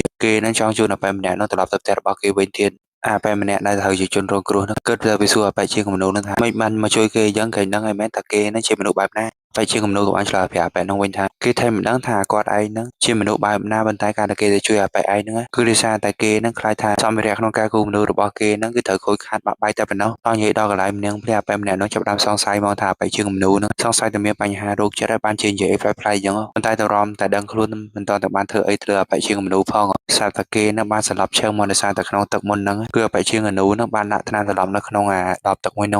ងបន្តិចក្រោយមកតម្រាំតែអបែម្នាក់នឹងបានដឹងខ្លួនឡើងវិញគឺអបែជាងមនុស្សនឹងបានចាអបែម្នាក់នឹងយកមកឃុំខ្លួនហើយថែទាំងបានយកខ្សែយកអីហ្នឹងយកមករត់ដៃរត់ជាអបែម្នាក់នឹងព្រោះតែគេហ្នឹងគឺត្រូវការជាអបែម្នាក់ហ្នឹងយកមកគូផ្ទាំងកនូរបស់គេនៅកន្លងជុំវិញហ្នឹងគឺសិតតែផ្ទាំងកនូกระดาษសกระดาษអីហ្នឹងហើយគេត្រូវការឈាមស្រស់ហ្នឹងយកមកដើម្បីគូលើរូបគំនូរបស់គេឲ្យបានស្អាតនិងដូចពណ៌ធម្មជាតិហើយបើទោះជាអបែម្នាក់នឹងអំបត់អបិជាងមនុស្សយ៉ាងណាក៏ដោយក៏អបិជាងកនូនោះមិនត្រឹមតែដោះលែអបិម្នាក់នោះមិនតែប៉ុណ្ណោះគេថែមទាំងទាញអាណានោះយកមកអាចជើងអបិម្នាក់នោះបន្តិចម្ដងរហូតដល់តែបាញ់ឈាមខ្ទៀតពេញអាកដាសសម្រាប់គេគូគំនូនៅកន្លែងតែគេកំពុងតែធ្វើទរណកម្មទៅលើអបិម្នាក់នោះមកមើលទូផតរបស់យើងឯនេះវិញក្រោយពេលដែលគេបានដឹងថាសូម្បីតែជីស៊ូនឹងក៏ត្រូវអបិថេអ៊ូនឹងបើកឡានមកបុកសម្លាប់ពួកគេទាំងពីរនាក់នឹងគេពិតជាខឹងខ្លាំងមែនតើចឹងហើយគេក៏បានយកភ្លើងនឹងទៅភ្ជង់នឹងបាញ់សម្លាប់យមទូស្រីស្អាម្នាក់ហ្នឹងហ្មងព្រោះតែគេខឹងអើយសែនខឹងតែមូលហេតុអីបើថាសម្លាប់គេមិនក៏អស់ចិត្តចាំបាច់ធ្វើឲ្យសង្សាររបស់គេស្រាប់មកជីវិតដោយសារតែគេទៅអីបើមិននេះទេសម្លាប់គេតែម្នាក់ឯងបានហើយចាំបាច់អីធ្វើឲ្យមិត្តស្រីរបស់គេហ្នឹងស្រាប់បាត់បង់ជីវិតជាមួយនឹងគេទៅវិញក្រោយបាញ់យមទូម្នាក់ហ្នឹងហើយទូផរបស់យើងនឹងស្មានថាគេអាចបាញ់សម្លាប់យមទូនឹងបានហើយតើព្រោះនៅពេលដែលរត់ដងនៅពេលដែលយមទូនឹងបានទាញភ្លើងមកបាញ់គេហ្នឹងគេគឺសិតតែត្រូវស្លាប់ហើយត្រូវទៅចាប់កំណើតឡើងវិញប៉ុន្តែនៅពេលលើកហ្នឹងនៅពេលដែលគេយកភ្លើងនឹងយកបាញ់យមទូម្នាក់ហ្នឹងមិនត្រឹមតែយមទូម្នាក់ហ្នឹងមិនស្លាប់ទេតែប៉ុណ្ណោះយើងថែមតែមកសួរទូផរបស់យើងថាម៉េចចង់បាញ់សម្លាប់នាងទៀតមែនសម្រាប់ខ្លួនឯងមកអស់ចិត្តទេមែនហើយបើសិនមកទូផរបស់យើងនៅតឹងបែបហ្នឹងយើងនឹងដាក់ទរណកម្មកាន់តែធ្ងន់ធ្ងរឡើងតែលើហ្នឹងមកទូជាទរណកម្មហ្នឹងវាខ្លាំងឡើងបែបណាក៏ទូផរបស់យើងហ្នឹងគេលែងខ្លាចគេលែងអីដែរព្រោះពេលណាអ្វីដែលគេចង់ធ្វើបំផុតហ្នឹងគឺគេចង់ទៅសងសឹកឲ្យជីស៊ូព្រោះតែនាងស្លាប់ដោយមិនសមហេតុផលសោះទូផរបស់យើងសួរទៀតថាយមទូនហ្នឹងនាងជាណាបានមកជ្រៀតជ្រែងក្នុងជីវិតរបស់គេអញ្ចឹងបានម្នេះតែជូនគេទៅឋាននរកហ្មងតើចាំបាច់ឲ្យគេនឹងរស់ឡើងវិញ12ដងទៅអីបញ្ជូនដល់ឋាននរកក៏បញ្ជូនទៅបញ្ជូនដល់ណាក៏បញ្ជូនទៅដំបងខឹងនឹងយមទូសស្អាតហ្នឹងឯងមិនតែដល់តែយមទូម្នាក់ហ្នឹងប្រែកន្លាខ្លាយទៅជាមិត្តស្រីរបស់គេហ្នឹងបើជាយមហ៊ូដោយសារតែគេពិតជានៅទៅលើមិត្តស្រីរបស់គេខ្លាំងមែនតើហើយយមទូនម្នាក់ហ្នឹងទៀតណាឌឺទូផរបស់យើង9ហ្មងគេមកសួរទូផរបស់យើងមកយ៉ាងតាំងមុនមិនបានខឹងនាងឥឡូវនាងបានប្រែកន្លាខ្លាយជាមិត្តស្រីរបស់គេមិនបានឈប់ខឹងនាងវិញហើយលើកណាទៅជាការស្លាប់លើកទី7ទី8តែមិនដឹងថាការស្លាប់លើកក្រោយទៀតហ្នឹងវានឹងកាន់តែឈឺចាប់ខ្លាំងនេះហ្នឹងទៀតប៉ុន្តែទូផរបស់យើងពេលហ្នឹងគេឈប់ខ្លាចឈប់អីទៀតគេក៏បានហុចកំភ្លើងដែលគេបានទាញមកបាញ់យមទូស្រីម្នាក់ហ្នឹងមុនហ្នឹងឲ្យយមទូម្នាក់ហ្នឹងបាញ់គេឲ្យឆាប់ស្លាប់នឹងគេបានសងសឹកមិត្តស្រីរបស់គេគាត់ថាយមទូស្រីនឹងបាញ់រូបគេភ្លាមគេឆ្ងល់អើយសាច់ឆ្ងល់ជាមូលហេតុអីបាញ់ដៃរបស់គេសើឈាមអញ្ចឹងខំតែភ័យស្មានតែអាវនៅក្រោយវាំងនននឹងជាខ្មោចជាអីហ៎តាតាមពិតទៅគ្រាន់តែជាអាវសោះដល់បន្តិចក្រោយមកពេលដែលគេបានដើរទៅក្នុងបន្ទប់ដែលបែកជាកនូនឹងបានសម្រាប់មនុស្សកាលពីមុនហ្នឹងគេបរិយាកាសខ្លាំងមែនតើដោយសារទៅក្នុងកន្លែងមួយហ្នឹងគឺមានសុទ្ធតែទាំងគំនូជាច្រើនហើយទាំងគំនូទាំងអស់ហ្នឹងសុទ្ធតែមានរូបភាពប្លែកៗទៀតជាពិសេសវាប្រៀបដូចជារូបគំនូដែលបានគូតាមសាកសពដែលបានស្លាប់នៅមុខរបស់គេហ្នឹងពិតចឹងតម្រាំតែការចងចាំរត់មករកទូរបស់យើងហ្នឹងគេឆ្ងល់ឡើងយូរហើយតាមពិតទៅអាបែកដែរជាជាងគំនូម្នាក់ហ្នឹងដំបូងឡើយ តាមគេនៅតូចមកម៉េះគេមានទេពកោសល្យខាងគ្រូគំនូខ្លាំងមែនតើវាតថងថាអ្នកគ្រប់គ្នានៅជុំវិញខ្លួនរបស់គេនឹងគឺគ្មានណាគេនឹងពេញចិត្តនឹងស្នាដៃគ្រូគំនូរបស់គេសោះទោះបីតែវិធីបកគលរំបំគលអីហ្នឹងក៏មិនដែរឲ្យអបជាងគំនូម្នាក់ហ្នឹងបានឈ្នះបានអីដែរតែនៅថ្ងៃមួយនៅពេលដែលគេកំពុងតែអស់សង្ឃឹមនោះគេសាប់តែបានឃើញនារីម្នាក់ហ្នឹងបានលោតសម្រាប់ខ្លួនធ្លាក់មកលើឡានមួយដែលនៅក្បែរកន្លែងដែលគេកំពុងតែឈរហ្នឹងតើតាគេបានឃើញសភាពស្រាលរបស់នារីម្នាក់នោះទៅធ្វើឲ្យគេចាប់ផ្ដើមមានកណិតបែកឆ្វេងក្នុងការគូររូបរបៀបថារូបដែលឃើញសភាពមនុស្សស្លាប់នៅមុខហ្នឹងគូតាមរូបមនុស្សស្លាប់មធ្យមងុំអាបែកជាងកណ្ដូលហ្នឹងហើយនឹងចាំមនុស្សមកសម្រាប់ដើម្បីយកឈាមស្រស់ពិតៗហ្នឹងយកមកគូនៅលើផ្ទាំងកណ្ដូលរបស់គេទៀតគេសម្លាប់មនុស្សឡើងអស់4-10នាក់ដើម្បីធ្វើឲ្យផ្ទាំងកណ្ដូលរបស់គេហ្នឹងកាន់តែមានភាពរវើកហើយដូចនឹងទស្សនវិជ្ជាពិតៗដែលគេបានឃើញអញ្ចឹងតទៅពេលដែលបែកជាងកណ្ដូលហ្នឹងចាប់ផ្ដើមធ្វើសកម្មភាពបែបហ្នឹងឲ្យបែកជាអ្នកគ្រប់គ្នាទាំងអ្នកមានទាំងអ្នកធំអីហ្នឹងបែកជាពេញចិត្តទៅលើស្នាដៃរបស់គេខ្លាំងមែនទែនអញ្ចឹងហើយចាប់ពីពេលហ្នឹងមកគេក៏ចាប់ផ្ដើមបែកឆ្វេងខ្លាំងឡើងរហូតដល់តែគេនឹងដើរសម្លាប់មនុស្សអស់ឡើងជាង10នាក់ដើម្បីគូគំនូរបស់គេបើទោះជាទូផាត់របស់យើងហ្នឹងគេស្ថិតនៅក្នុងរាងកាយរបស់មនុស្សរោគចិត្តបែបហ្នឹងមែនតែទូផាត់របស់យើងមានខ្វះខ្វាយអីបន្តិចអ្វីដែលសំខាន់គេចង់ប្រើរាងកាយរបស់បែបម្នាក់ហ្នឹងទៅសងសឹកឲ្យបទសិទ្ធិរបស់គេរួមទាំងជីវិតរបស់គេដែលត្រូវអបិធេអ៊ូនឹងបានបើកឡានរបស់គេហ្នឹងដោយសារតែការចងចាំទូផាត់របស់យើងរួមទាំងទស្សនវិជ្ជាដែលគេបានឃើញជាក់ស្ដែងគេក៏បានមកដល់កន្លែងដែលអបិធេអ៊ូនឹងបានបើកឡានរបស់គេហ្នឹងដើម្បីរកផតតាមមួយចំនួនដែរអបិម្នាក់ដែលជាមេធាវីរបស់អបិធេអ៊ូនឹងបានយកមកចោលហ្នឹងទូផាត់របស់យើងថែតែចាំទស្សនវិជ្ជាទាំងអស់មកដែលបានកើតឡើងនៅថ្ងៃនោះជាពិសេសគឺគេដឹងច្បាស់ខ្លាំងមែនទែនថានៅថ្ងៃនោះតួអង្គឡើយគឺអបិមេធាវីនឹងអត់យកព្រមទៅសារភាពកំហុសជំនួសអបិធេអ៊ូប៉ុន្តែដោយសារតែអបិធេអ៊ូបានប្រាប់អបិមេធាវីនឹងថាបើសិនបើអបិមេធាវីនឹងយកព្រមទៅទទួលកំហុសជំនួសគេដល់ពេលដែលអបិមេធាវីនឹងចេញពីគុកភ្លាមគេនឹងឲ្យអបិមេធាវីនឹងកាន់កាប់ធ្វើជា CEO នៅក្នុងក្រុមហ៊ុនបរិសម្ព័ន្ធរបស់គេមកអបិមេធាវីនឹងក៏មិនយល់ព្រមដែររហូតដល់តែលឺអបិធេអ៊ូនិយាយយ៉ាងគេក៏បានយកអាផតតាដែលបានថតនៅក្នុងកាមេរ៉ាឡានមួយនឹងយកទៅបោះចោលនៅក្នុងទូទឹកដែលនៅក្បែរកន្លែងកាត់ហែនមួយហ្នឹងទៅបើកឡើងបងមនុស្សឡើងពី2នាក់ស្លាប់អបិធេអ៊ូនឹងមើលទៅដូចជាអត់មានខ្លាចញើសនឹងណាគេម្នាក់សោះព្រោះដោយសារតែគេនឹងជា CEO របស់ក្រុមហ៊ុនធំមួយហ្នឹងរាល់ថ្ងៃគេធ្វើដូចអត់មានអីកើតឡើងចាំថ្ងៃគេធ្វើដូចជាគេនឹងមានភាពជិតស្និទ្ធនិងគោរពចំពោះមិត្តរួមការងារនិងបុគ្គលិករបស់គេខ្លាំងមែនទែនតែនៅការពិតទៅនៅក្នុងចិត្តអបិធេអ៊ូនឹងគឺពិតជាខុសខើខ្លាំងមែនទែនហើយបើកាលណាគេមានអារម្មណ៍ថាចង់សម្លាប់ម្នាក់គេម្នាក់គេក៏បានប្រើថ្នាំញៀនដែលគេបានដាក់នៅក្នុងស្លាបកាដែលគេតែងតែដាក់ដើមខ្លួនរបស់គេហ្នឹងដើម្បីបញ្ឈប់គំនិតរបស់គេកុំឲ្យទៅចង់សម្លាប់ម្នាក់គេម្នាក់ទៀតហ្នឹងមិនតាន់តែបានសម្លាប់បេថេអ៊ូសុកសសារទូផរបស់យើងនឹងក៏បានហូរឈាមចំោះច្រោកមកហូរបានបន្តិចហ្នឹងគឺក៏បានសន្លប់ឈឹងទៀតដល់ទៅពេលដែលទូផរបស់យើងគេបានទៅជុំនៅគ្រូពេទ្យហ្នឹងទៅគេបានដឹងថាតាមពិតទៅរាងកាយរបស់ពេទ្យម្នាក់ហ្នឹងគឺគេមានជំងឺមហារីកខួរក្បាលចឹងហើយទូផរបស់យើងណាអាចរស់នៅត្រឹមតែរយៈពេល1ខែទៀតប៉ុន្តែទូផរបស់យើងនឹងគេមានស្ដាយក្រោយឲ្យបន្តិចសំខាន់រយៈពេល1ខែហ្នឹងគេអាចទៅតាមសម្រាប់បេថេអ៊ូនឹងបានសម្រាប់ចេះគ្រាន់តែចេញពីមន្ទីរពេទ្យវិញសារលេខារបស់គេនឹងបានតាក់ទងទូផរបស់យើងថាគឺបេថេអ៊ូនឹងបានមកចង់ទិញផ្ទាំងកនូទូផរបស់យើងដំបូងគាត់ថាមិនចង់លក់ទេប៉ុន្តែដល់តែថាអ្នកដែលចង់ទិញផ្ទាំងកនូរបស់គេនឹងគឺជាបេថេអ៊ូចឹងហើយទូផរបស់យើងនឹងក៏បានទៅជួបបេថេអ៊ូហ្មងនិយាយគ្នាបានបន្តិចបេថេអ៊ូបានសួរទូផរបស់យើងថាមូលហេតុអីបានជាទូផរបស់យើងនឹងមានកណិតតគូរូបភាពរបៀបហ្នឹងតើវាមានកលឹះសំខាន់អីនៅក្រោយរូបទាំងអស់ហ្នឹងមែនតើគេមើលទៅរូបទាំងអស់ហ្នឹងវាហាក់ដូចជាសរសៃឈាមរបស់មនុស្សអីមិនដឹងទេទូផរបស់យើងក៏បានឆ្លើយប្រាប់បេថេអ៊ូវិញថាហ្នឹងអារូបដែលគេបានគូហ្នឹងគឺជារូបដែលគេបានគូពីរូបភាពពិតជាក់ស្ដែងរបស់សាកសព4-5នាក់ហើយគេគូតាមរបៀបសរសៃឈាមរបស់សាកសពទាំងអស់ហ្នឹងវាដូចតែបេថេអ៊ូដូចតែគ្នាណាបេថេអ៊ូសម្រាប់មនុស្សដើម្បីសុបាយចំណែករូបគេវិញសម្រាប់មនុស្សដើម្បីតែគូផ្ទាំងគំនូររបស់គេពួកយើងតែពីរនាក់ហ្នឹងគឺដូចតែគ្នាហ្នឹងពេលដែលបេថេអ៊ូអបជាខ្លួននៅទូផរបស់យើងប្រងថាយកកបិតរបស់គេនឹងចាក់សម្រាប់បេថេអ៊ូតែប៉ុន្តែដល់ពេលដែលលេខាបេថេអ៊ូនឹងបានមហាបេថេអ៊ូទៅក្រៅទូផរបស់យើងនឹងក៏បានសួរអធិស្ឋានរបស់បេថេអ៊ូនឹងដើម្បីយកផ្ទាំងកនូនឹងយកទៅបេថេអ៊ូដល់ផ្ទះរបស់គេហ្មងដើម្បីឲ្យគេនឹងមានពេលវេលានៅអាកាសកាន់តែច្រើនដើម្បីសម្រាប់បេថេអ៊ូនឹងសងសឹកឲ្យជីស៊ូអាសូរថាបេថេអ៊ូនឹងលំបលទៅណាតាមពិតទៅគឺបបារបស់គេបានហៅបេថេអ៊ូមកកាន់ព្រះវិហារដើម្បីស្ដាប់ពីការបួងសួងរបស់គាត់ក្រោយពីកូនប្រុសរបស់គាត់នឹងបានស្លាប់បាត់បង់ជីវិតប៉ុន្តែបេថេអ៊ូនឹងស្ដាប់អត់ចូលសោះព្រោះតាមពិតទៅគឺគេហ្នឹងឯងជាអ្នកសម្លាប់បងប្អូនរបស់គេនឹងឯងព្រោះតែការពីដើមឡើយនៅពេលដែលបងប្អូនរបស់គេបានដឹងថាតាមពីគេនៅតូចគេមានកណិតចង់សម្លាប់ទីរួមម្នាក់ហ្នឹងគេបានយករឿងរ៉ាវទាំងអស់ហ្នឹងទៅប្រាប់ឪពុករបស់គេចឹងហើយបានជាបេថេអ៊ូហ្នឹងសម្លាប់បងប្អូនរបស់គេមិនបាច់មន់ហ្មងហើយណាមួយគេចំណែនបងប្អូនរបស់គេខ្លាំងមែនទែនដោយសារតែបបារបស់គេហ្នឹងចង់ផ្ទេរកម្មសិទ្ធិក្រុមហ៊ុនមួយហ្នឹងឲ្យបងប្អូនរបស់គេគ្រប់គ្រងតុកសេខ្លាំងពេលបេថេអ៊ូហ្នឹងក៏បានផឹកថ្នាំញៀនរបស់គេរហូតដល់តែធ្វើឲ្យគេហ្នឹងពិបាកគ្រប់គ្រងទៅលើខ្លួនឯងខ្លាំងមែនទែនព្រោះតែគេខឹងអារឿងដែលប៉ារបស់គេហ្នឹងចេះតែរំលឹកពីការស្លាប់បងប្អូនរបស់គេហ្នឹងគាត់តែផឹកថ្នាំញៀនហ្នឹងហើយភ្លាមបេថេអ៊ូហ្នឹងគេអត់មានខ្លាចណានៃអីបន្តិចសោះគេក៏បានបើកឡានញលឿនមកបើកឡើងពេញនៅក្នុងទីក្រុងមួយនោះទាំងមូលមកហើយគេបើកមិនមែនបើកយឺតទេណាគេបើកឡើងលឿនដូចហោះសឹងតែនៅពេលដែលគេបើកតាមផ្លូវហ្នឹងសត្វតែមានប៉ូលីស2នាក់ហ្នឹងបានឃើញបេថេអ៊ូហ្នឹងបើកឡានលឿនចឹងហើយប៉ូលីសទាំង2នាក់ហ្នឹងក៏បានបើកឡានរហូតដល់តែគេនឹងបានបើកឡានដេញបេថេអ៊ូនឹងដល់កន្លែងមួយកុំតែកន្លែងមួយហ្នឹងជាកន្លែងស្ពានដែលត្រូវគេបិទ ព្រោះថាមិនទាន់ភ្ជាប់ហើយកុំអីហ្នឹងមិនដឹងថាអបិធេអ៊ូហ្នឹងបើកដល់ណាដល់ណីដំបូងឡើយបលិសក្មេងម្នាក់ហ្នឹងគិតថាចង់គាត់ទៅផាកពិន័យអបិធេអ៊ូតែប៉ុន្តែដល់តែពេលដែលគេបានឃើញអបិធេអ៊ូហ្នឹងតែញាក់ញ័រដោយសារតែឥទ្ធិពលគ្រឿងញៀនរបស់គេហ្នឹងអបិបលិសវ័យក្មេងហ្នឹងក៏បានអស់ដែរអបិធេអ៊ូហ្នឹងជាពីឡានរបស់គេមកនៅធ្វើអបិធេអ៊ូហ្នឹងគឺពិតជាខឹងនឹងអបិបលិសក្មេងហ្នឹងខ្លាំងមែនតើគេសួរអបិបលិសហ្នឹងថ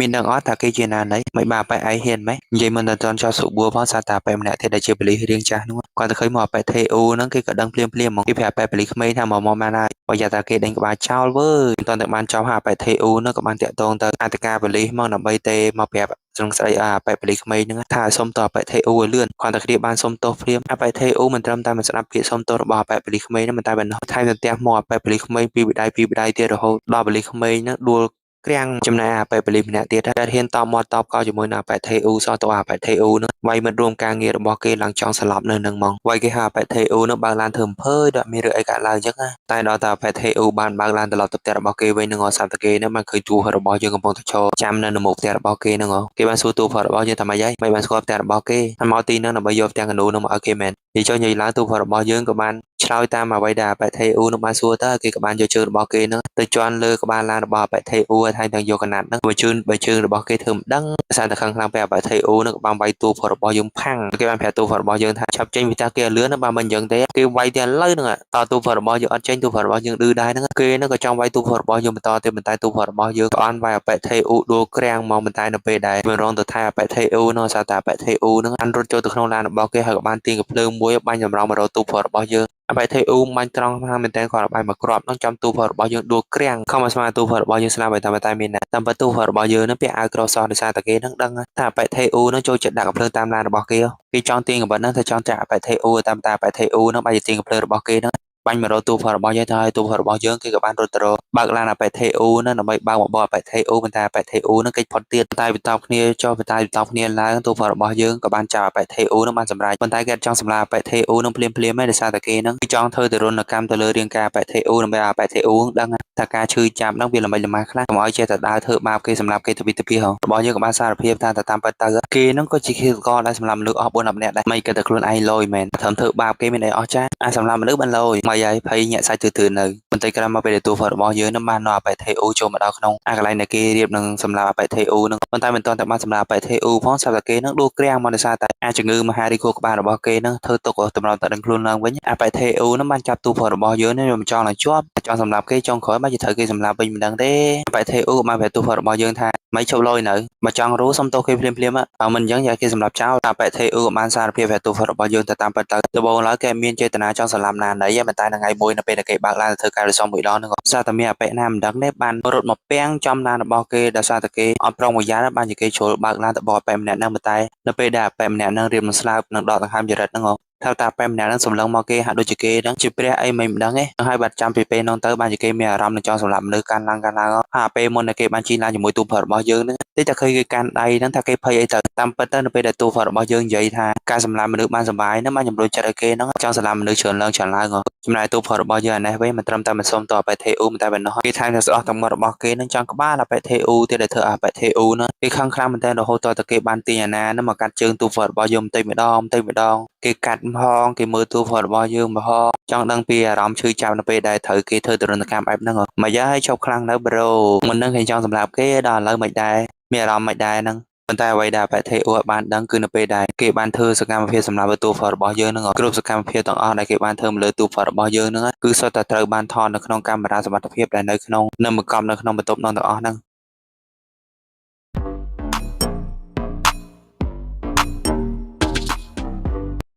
Hello សួស្តីអ្នកទាំងអស់គ្នាជួយជាមួយមានខ្សែរឿងយើងពីបន្តមុននឹងទូរបស់យើងស្លាប់បាត់បង់ជីវិតគេបាននិយាយជឿអបិធេអ៊ូដើម្បីអបិធេអ៊ូនឹងសារភាពថាទៅតាមពិតទៅគឺអបិធេអ៊ូនឹងឯងជាអ្នកសម្រាប់បងប្អូនរបស់គេប្រាប់អបិធេអ៊ូថាគេដឹងហើយថាអបិធេអ៊ូនឹងមិនមែនសម្រាប់គេតែម្នាក់ឯងទេតាំងពីមុនមកអបិធេអ៊ូនឹងក៏បានសម្រាប់បងប្អូនរបស់គេដែរហើយបានមិនដឹងមកគេនឹងក៏ជាបងប្អូនរបស់អបិធេអ៊ូនឹងបានម៉ោងដែរតាបន្ទាប់ពីទូរបស់យើងស្លាប់ប៉ុណ្ណឹងគេមិនត្រឹមតែមិនធ្វើមកការទុំតែប៉ុណ្ណោះគេបែរជាសប្បាយរីករាយទៅវិញខ្ញុំមិនទូស្រីនោះក៏មកសួរទូរបស់យើងថាម៉េចដែរមានអារម្មណ៍ឈឺចាប់បែបណាដែរហើយវាជាតនកម្មដែលឈឺចាប់បំផុតក្នុងកំណោមការស្លាប់ទូរបស់យើងពីមុនមកហ្នឹងប៉ុន្តែទូរបស់យើងគឺដូចសោះហេពួកអ្វីគ្រប់យ៉ាងជាកម្រងទូរបស់យើងហ្នឹងឯងការដែលគេធ្វើបែបហ្នឹងគឺដោយសារតែគេនឹងចង់ស្លាប់នៅក្រោមស្នាដៃរបស់អបិធេអ៊ូដើម្បីបានផុសតាមបញ្ជាក់ថាអបិធេអ៊ូជាឃាតករដែលបានសម្លាប់អូនប្រុសរបស់គេរួមទាំងអបិជាគំនូនឹងឯង គេក៏ទៅវិខំឲ្យយំទូស័យម្នាក់ហ្នឹងចាប់បានសម្លាប់គេមកនឹងអាគេបានទៅសងសឹកចំពោះអបថេឧបន្តទៀតហ្នឹង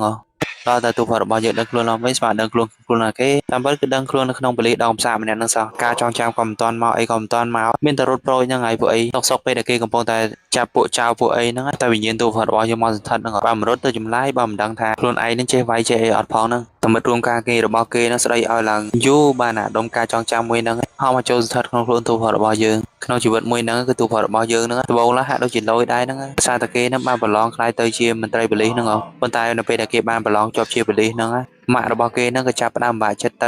ដោយសារតែប៉ារបស់គេហ្នឹងតាំងពីមុនមកហ្នឹងក៏គាត់ជាប៉ូលីសដែរប៉ុន្តែដោយសារតែស្មោះស្ម័គ្រនឹងការងារជាប៉ូលីសពេកបានជាគាត់ហ្នឹងស្លាប់បាត់បង់ជីវិតនៅពេលដែលគាត់ហ្នឹងកំពុងតែបំពេញភារកិច្ចរបស់គាត់ហ្នឹងហើយចាប់ពីពេលនោះមកគឺតួរបស់យើងហ្នឹងក៏អត់ហ៊ានធ្វើអីដែរឲ្យតែមានជនក្រិតអីហ្នឹងគេតែរត់គេរហូតប៉ុន្តែចុងក្រោយរបស់គេគឺនៅតែស្លាប់បាត់បង់ជីវិតដដែលយូរតែអាសាធាររំសាដែលនៅក្នុងខ្លួនរបស់គេហ្នឹងធ្វើឲ្យគេហ្នឹងហាក់ដូចជាអត់ហ៊ានប្រឈមមុខចំពោះការពិតសោះគេនៅតែរត់គេដដែលឲ្យតែមានបញ្ហាអីមួយគាត់ទៅទទួលបានការចងចាំភ្លាមហើយតួរបស់យើងក៏បានជួយជាមួយបែបម្នាក់ដែលបានសម្លាប់គេនៅពេលដែលគេទើបតែចេញពីគុកនៅប្រហែលជាតិមុនដែលគេបានស្ថិតនៅក្នុងរាងកាយហ្នឹងរអវផ្ទះច្រើនហ្គាសហ្មងនេះបន្តិចក្រោយមកទូរបស់យើងក៏បានសួរបែបម្នាក់ហ្នឹងមិនអីតាមសម្រាប់គេដើម្បីទៅលុយ100រៀលប៉ុនទៀតមែនអាលើកមុនសម្រាប់គេហើយមិនឥឡូវតាមសម្រាប់គេដើម្បីទៅលុយប៉ុណ្ណឹងទៀតអីក៏មិនសាកញីមែនខ្លួនឯងលុយមែនដល់ទូរបស់យើងនិយាយយូរទៅបែបម្នាក់ហ្នឹងក៏ចូលជាសារភាពតែគេហ្នឹងពិតជាបានសម្រាប់ភ័ក្ររបស់គេពេលដែលមិត្តភ័ក្ររបស់គេហ្នឹងចេញពីគុកមកថ្មីមែនហើយទូរបស់យើងស្មានតែរាងកាយរបស់គេនឹងអស់ហើយតើតាមពិតទៅរាងកាយមួយហ្នឹងជួយគាត់អាចារ្យបន្តិចមែនប៉ុន្តែនៅវាយនៅអីហ្នឹងគាត់បានទេតាបន្តពីទូរបស់យើងបានចាប់អាបែបម្នាក់ហ្នឹងបានហើយចាប់ពីពេលហ្នឹងជីវិតរបស់គេហ្នឹងហាក់ប្រែប្រួល360ដឺក្រេហ្មងសូម្បីតែមិត្តភ័ក្តិរបស់គេដែលធ្វើការនៅកន្លែងប៉ូលីសដូចគ្នាហ្នឹងពួកគេទាំងអស់គ្នាហ្នឹងស្ទើរមិនជឿសោះថាទូរបស់យើងមិនបានជាថ្មីហ្នឹងប្រែប្រួលជាបែបហ្នឹងឃើញតាំងពីដើមឡើយមកទូរបស់យើងហ្នឹងនៅកំសាណាឲ្យតែមានរឿងអីកើតឡើងគេតែរត់គេរហូតដល់ឥឡូវមិនក៏ប្រែប្រួល360ដឺក្រេអញ្ចឹងសម្រាប់បែជាងនូហើយអាបែថេអ៊ូហ្នឹងចាប់ផ្ដើមកាន់តែចង់សម្លាប់មនុស្សច្រើនទៅសូម្បីតែលេខារបស់គេហ្នឹងក៏គេចង់សម្លាប់ដែរដើម្បីឲ្យគេហ្នឹងបានបធូរអារម្មណ៍មកគេនិយាយហាក់ដូចជាចង់អូកឡាលេខារបស់គេអញ្ចឹងតែតាមពិតទៅគេហ្នឹងគឺចង់បបួលលេខារបស់គេទៅកន្លែងដែរគេបានសាលាបែជាងនូហ្នឹងដើម្បីឲ្យគេហ្នឹងបានបធូរអារម្មណ៍របស់គេក្នុងការសម្លាប់មនុស្សបន្តទៀតដល់ព្រោះអាការដែលគេចង់សម្លាប់មនុស្សហ្នឹងវាធ្វើឲ្យគេហ្នឹងកាន់តែសប្បាយចិត្តឡ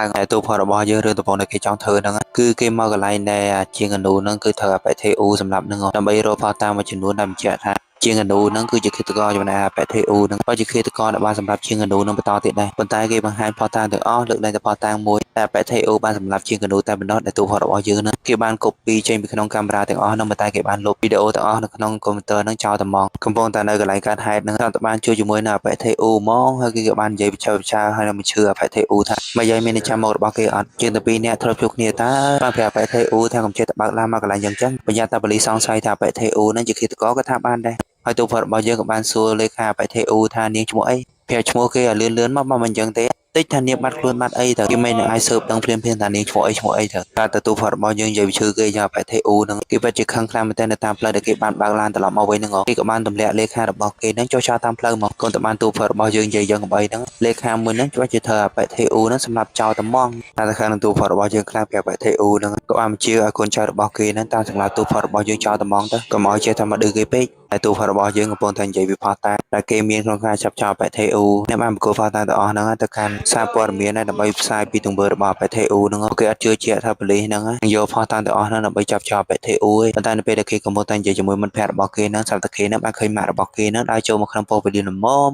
ហើយតាមពិតទៅការអាម៉ាត់របស់គេដើរមកប៉ុស្តិ៍ប៉ូលីសហ្នឹងគឺដោយសារតែម៉ាក់របស់គេបានរាយការណ៍ថាគឺគាត់ហ្នឹងបានរើសបានលុយមកកាបូបតែមិនដឹងថាណាគេដែលបានយកលុយមកកាបូបហ្នឹងយកមកចោលនៅក្នុងផ្ទះរបស់គាត់ហ្នឹងឃើញម៉ាក់របស់គេលើកហ្នឹងទូគាត់របស់យើងគឺពិតជាម្បាក់ចិត្តខ្លាំងមែនទែនគឺខំយកលុយហ្នឹងទៅឲ្យម៉ាក់របស់គេសង្ឃឹមថាម៉ាក់របស់គេហ្នឹងនឹងរស់នៅបានសំណុកសុខសប្បាយតាមតែចុងក្រោយម៉ាក់របស់គេនៅតែយកលុយទាំងអស់ហ្នឹងយកមកបកគលឲ្យប៉ូលីសដដែលគេចាំមើលសាញ់ចាំរហូតដល់តែម៉ាក់របស់គេហ្នឹងដើរចាក់ចេញពីប៉ុស្តិ៍ប៉ូលីសហ្នឹងហើយគេក៏បានបន្លំធ្វើជាហៅម៉ាក់របស់គេហ្នឹងថាជាម៉ាក់ហើយគេក៏បានសួរម៉ាក់របស់គេថាគាត់អត់ទុកលុយនឹងនៅផ្ទះរបស់គាត់អញ្ចឹងបើសិនមកគាត់ទុកលុយនៅផ្ទះរបស់គាត់ណាក៏គ្មានណាគេសង្ស័យទៅលុយមួយហ្នឹងជាលុយរបស់ណាគេណាណីដែរគាត់អាចយកលុយទាំងអស់ហ្នឹងទៅរស់នៅយ៉ាងរំភើយនិយាយបដៅទូផលរបស់យើងគេក៏បានជួយស្បែកជើងម៉ាក់របស់គេបដៅថាអ្វីដែលសំខាន់ស្បែកជើងម៉ាក់របស់គេកំពុងតែពាក់ហ្នឹងគឺជាស្បែកជើងនៃទូផលរបស់យើងបានទិញឲ្យគាត់លើដំបងទៀតហ្នឹងពួកគាត់គឺពិតជានឹកអាឡោះអាឡាយដល់កូនរបស់គាត់ខ្លាំងមែនទែនមានតែការពាក់ស្បែកជើងមួយហ្នឹងទៅធ្វើឲ្យគាត់ហ្នឹងមានអារម្មណ៍ថាកូនរបស់គាត់ហ្នឹងគឺនៅក្បែរគាត់រហូត ទូផរបស់យើងបានប្រាប់ទូផរបស់យើងវិញថាគាត់ចង់បានលុយទាំងអស់ហ្នឹងអ្វីដែលសំខាន់គាត់ចង់បានហ្នឹងគឺគាត់ចង់តែរស់នៅសុខស្សុខសប្បាយជាមួយកូនផរបស់គាត់តែប៉ុណ្ណោះបើទោះជាគាត់មានលុយទាំងអស់ហ្នឹងមែនប៉ុន្តែគាត់មានអារម្មណ៍ថាលុយមួយហ្នឹងប្រៀបដូចជាការដោះដូរនៅលើជីវិតរបស់កូនផរបស់គាត់តែប៉ុណ្ណោះទោះជាគាត់មានលុយទាំងអស់ហ្នឹងក៏គាត់អត់សប្បាយរីករាយអីដែរជាអាចគាត់ចង់បានកូនផរបស់គាត់ត្រឡប់មកវិញគាត់មិនចង់បានលុយទាំងអស់ហ្នឹងទេវាអាចថាគ្រប់បែបយ៉ាងហ្នឹងជាកំហុសរបស់គាត់ក៏ថាបានដែរព្រោះតែគាត់ហ្នឹងចាំមើលថែកូនផរបស់គាត់បានល្អបានជាកូនផរបស់គាត់ហ្នឹងគិតខ្លីទៅសម្រាប់ខ្លួនបែបហ្នឹង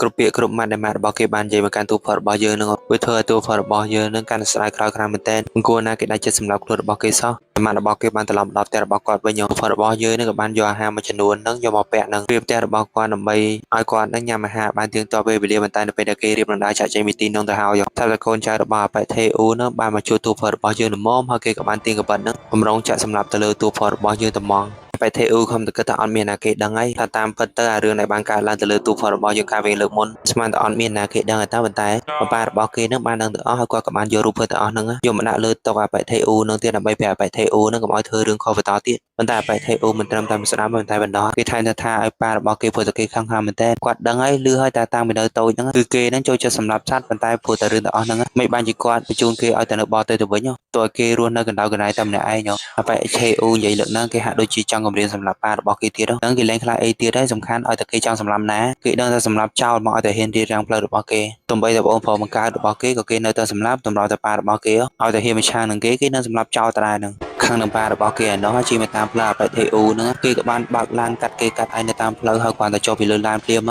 គេក៏បានទាញកបិតមកចាក់អបិនោះជ្រុចលើកណាគេសម្លាប់មនុស្សហាក់ដូចជាសប្បាយចិត្តខ្លាំងមែនតើខាងប៉ារបស់គេឯនោះសោះមកសម្លាប់គេឯនេះឯណាណែនេះបើកឡានសោះអត់មានដឹងអីសោះសើទៅបើមកស្កានហើយចាក់សម្លាប់គ្នាចោលតែហ្មងនិយាយថាអបិថេអ៊ូហ្នឹងខុសខើ9មកឥឡូវសម្រាប់គេហាអបិថេអ៊ូនឹងធ្វើដូចមិនដឹងគេបានមកកន្លែងព្រះវិហារសាសនាគ្រឹះអីណាមកធ្វើមិនដឹងតែមានរឿងអីកើតឡើងយ៉ាងណាបន្តិចក្រោយមកអបិថេអ៊ូបានតាក់ទងសួរកូនចៅមកយាយសម្រាប់ទូផរបស់យើងបានសម្រេចនៅយូរពេកសម្រាប់ឲ្យឆាប់ទៅតែដល់ទៅគេតាក់ទងទៅមានណាគេលើតាមពិតទៅទូផរបស់យើងជាអ្នកលើនឹងឯងដល់ពេលមុនដែលអបិថេអ៊ូបានបញ្ជាកូនចៅរបស់គេទៅសម្រាប់ទូផរបស់យើងនឹងពេលកូនចៅរបស់គេបានដកកបិតចង់ចាក់សម្រាប់ទៅលើទូផរបស់យើងនឹងគឺវេនឹងដែរទូផរបស់យើងគេបានយកដៃរបស់គេនឹងចាក់កបិតនឹងចោលកំអីនឹងទូផរបស់យើងច្បាស់ជាចេះរយតែហ្មងគេនិយាយលើហ្នឹងគេនិយាយជឿអបិថេអ៊ូទៀតណាបើយើងខ្លាំងមកពបលេងមកគាត់ទៅខ្លួនឯងលុយលេងមួយណាមកលេងជាមួយអបិថេអ៊ូអបិថេអ៊ូអត់មានខ្លាចអេមរៀលគេហ្នឹងបានដើរមកដល់ជួយជាមួយនឹងមេបលីសទៀតសូម្បីតែមេបលីសហ្នឹងក៏ឲ្យគោរពគេចម្លងមកទូផរបស់យើងចាំមកខ្លាចមេរៀលតើមកបលីកពីអញ្ចឹងគ្រាន់តែមេបលីចាក់ចេញទៅភ្លាអបិថេអ៊ូបានសួរទូផរបស់យើងតែម៉េចចង់ធ្វើមិនបន្តទៀតបើមិននេះទេមកបម្រើគេមកគេនឹងឲ្យក៏បែបយ៉ាងចង់បានលុយមិនចង់បានក៏បានទូនីតិក៏បានចង់ឡើងធ្វើជាមេបលីក៏បានដែរអត់បញ្ហាមករឿងកពីកបោកអញ្ចឹងគេមកលើកនឹងគេបានរៀបចំឯកសារមកកាផ្លេមកអត់ទូផរបស់យើងសន្យាថាគេនឹងលេង100រឿងអបិថេអ៊ូនឹងបកគោផតាទាំងអស់មកអបិថេអ៊ូនឹងឲ្យក៏បែបយ៉ាងមកគេស្មើទូផរបស់យើងដោយអានេះអធិរាតាប៉ុន្តែទូផរបស់យើងបែរជាយកស្លាបផ្កាដែលគេបានឲ្យជាកាដូទៅកាន់មិត្តស្រីរបស់គេហ្នឹងយកមកចាស់ឲ្យឯកសារនោះចោលអស់លីងហើយក៏បានប្រាប់អបិថេអ៊ូនឹងថាគេមិនចង់បានណារបស់ទាំងអស់ហ្នឹងអ្វីដែលគេចង់បានគឺគេចង់ចាប់ក្បាលអបិថេអ៊ូហ្នឹងញាត់ចូលទៅក្នុងគោកដល់ផ្ទាល់ដៃរបស់គេតែហ្មងមិនគេតែខ្លួនឯងអស់ចាមែនមកសម្បត្តិលុយសម្បត្តិយូសាអីនោះគេអត់ខ្វល់បានអីខ្វល់បើទូផរបស់យើងគេមិនដឹងថាគេត្រូវស្លាប់នៅពេលណាដែរហ្នឹងអ្វីដែលសំខាន់ណារបស់ទាំងអស់ហ្នឹងវាលែងមានអីចំពោះគេទៀតហើយអ្វីដែលសំខាន់ហ្នឹងគឺចង់សងសើអបិថេអ៊ូនឹងចាអបិថេអ៊ូហ្នឹងដាក់ចូលទៅក្នុងគោកដល់ផ្ទាល់ដៃរបស់គេហ្នឹងលេងណាំលេងជាមួយទូផរបស់យើងនោះចាំតែខ្លាចតាចេញពីបន្ទប់មេរបស់គេថាទូផរបស់យើងនោះគេខំអង្គុយសម្លឹងមើលព័ត៌មានការបញ្ចុះផ្សាយថាបេធីអ៊ូនោះបានសម្លាប់មនុស្សឃើញគេបានមកគោលផតាទាំងអស់ហើយតើការបញ្ចាក់ផ្សាយគេអង្គុយចាំមើលសែនចាំដល់ពោះមានចាក់ផ្សាយមកទូផរបស់យើងរហូតចិត្តមកជួយឲ្យខំបង្ហាញផតាឡើងមកកណោចុងក្រោយបានជាមានផតាក៏បិទលិតវីដេអូដែលពេលទូផរបស់យើងនោះបានចាក់បេធីអ៊ូទៅកន្លែងនោះតែហ្មងគេកាត់ចោលអស់លីងអាសកម្មភាពដែលបេធីអ៊ូនោះបានសម្លាប់ទូផរបស់យើងពេលដែលគេនឹងជាបេជាងគំនូនឹងអ្វីដែលសំខាន់ណាបេធីអ៊ូនោះបានចេញសារភាពទៀតណាថាគេនឹងឯងបានសម្លាប់អាបែជាងកណូនឹងឯងគេសម្លាប់គឺដោយសារតែថ្ងៃនោះអាបែជាងកណូនឹងបានចាប់គេទៅកន្លែងនោះដើម្បីសម្លាប់គេនឹងបើគេមិនសម្លាប់អាបែជាងកណូនឹងទេអាបែជាងកណូស្បាជាសម្លាប់គេនឹងឯងហើយគេក៏ដឹងដែរថាអាបែជាងកណូនឹងជាគិតកបើសិនបើគេមិនសម្លាប់អាបែជាងកណូនឹងទេចូលយន្តក្នុងគ្រូទាំង4 10នាក់ហ្នឹងណាគេអ្នកទទួលខុសត្រូវទៅគ្រប់ពាក្យគ្រប់ម៉ាត់ដែលអាបែថេអ៊ូបានសារភាពហ្នឹងនិយាយទៅអ្នកគ្រប់គ្នាទាំងប្រជាជនទាំងអ្នកនយោបាយទាំងអីហ្នឹងសិតតែកងផ្ទល់ចំពោះសម្លេងអាបែថេអ៊ូទាំងអស់ហ្មងហើយទូផរបស់យើងគឺអង្គុយលងហូចិត្តចូលមើលលងហូចិត្តចុំឯងផ្ដល់ផតាមមកកណោដល់ចុងខោកលេសខេជាគ្រប់គ្នាកាន់ជើអបិថេអ៊ូឯណាវិញអត់យល់សោះក្រោយតែអបិថេអ៊ូជាបរិបរោះជាអីណាអត់យល់សោះហ្មងដើម្បីតែអបិមេធាវីហ្នឹងក៏ស្ដីទូរបស់យើងដែរ មិនមកគិតតែខ្លួនឯងលុយមែនអត់ដឹងអាណាមេអត់ដឹងអាណាកោយទេមែនចាំមើលតែបន្តិចទៀតគាត់ដេញក្បាលចោលទាំងអស់ហ្មងកុំគិតតែខ្លួនឯងលុយអត់ដឹងអាណាគួរអាណាទៀតសោះពួកនេះវៃអបិធេអ៊ូនឹងសារភាពតាគេជាឃាតករប៉ុណ្ណឹងហើយបន្តែចុងក្រោយប៉ូលីសនៅទៅដល់លេអបិធេអ៊ូដដែលដោយសារតែការដែលអបិធេអ៊ូធ្វើបែបហ្នឹងគឺដោយសារតែគេនឹងចង់ការពារខ្លួនរបស់គេតែប៉ុណ្ណោះគេគ្មានចេតនាក្នុងការសម្លាប់អបិជាងអនូនឹងណាហើយណាមួយសាកសពអបិជាងអនូនឹងក៏គេមិនទាន់រកឃើញទៀតរឿងឡើងមួយថ្ងៃមិនតែអបិធេអ៊ូនៅតែញ៉ាំសោះដដែលព្រោះសូម្បីតែប៉ូលីសសូម្បីតែមេប៉ូលីសអីហ្នឹងក៏គ្មានណាគេហ៊ានប៉ះប៉ោកគេដែរហើយតែបញ្ជាកូនចៅរបស់គេហ្នឹងហាមចាប់ទូប្ររបស់យើងដើម្បីយកធ្វើទរណកម្មទៀតចំណែកខ្លួនរបស់គេវិញជាយន្តហោះឡើងងើយចង់ដើរលេងទៅក្រៅប្រទេសអីណាទៅមិនដឹងនិយាយទៅគឺជាយន្តហោះឡើងតំណងមកគឺជាយន្តហោះបដាគេប្រើឆ្នាំញៀនបដា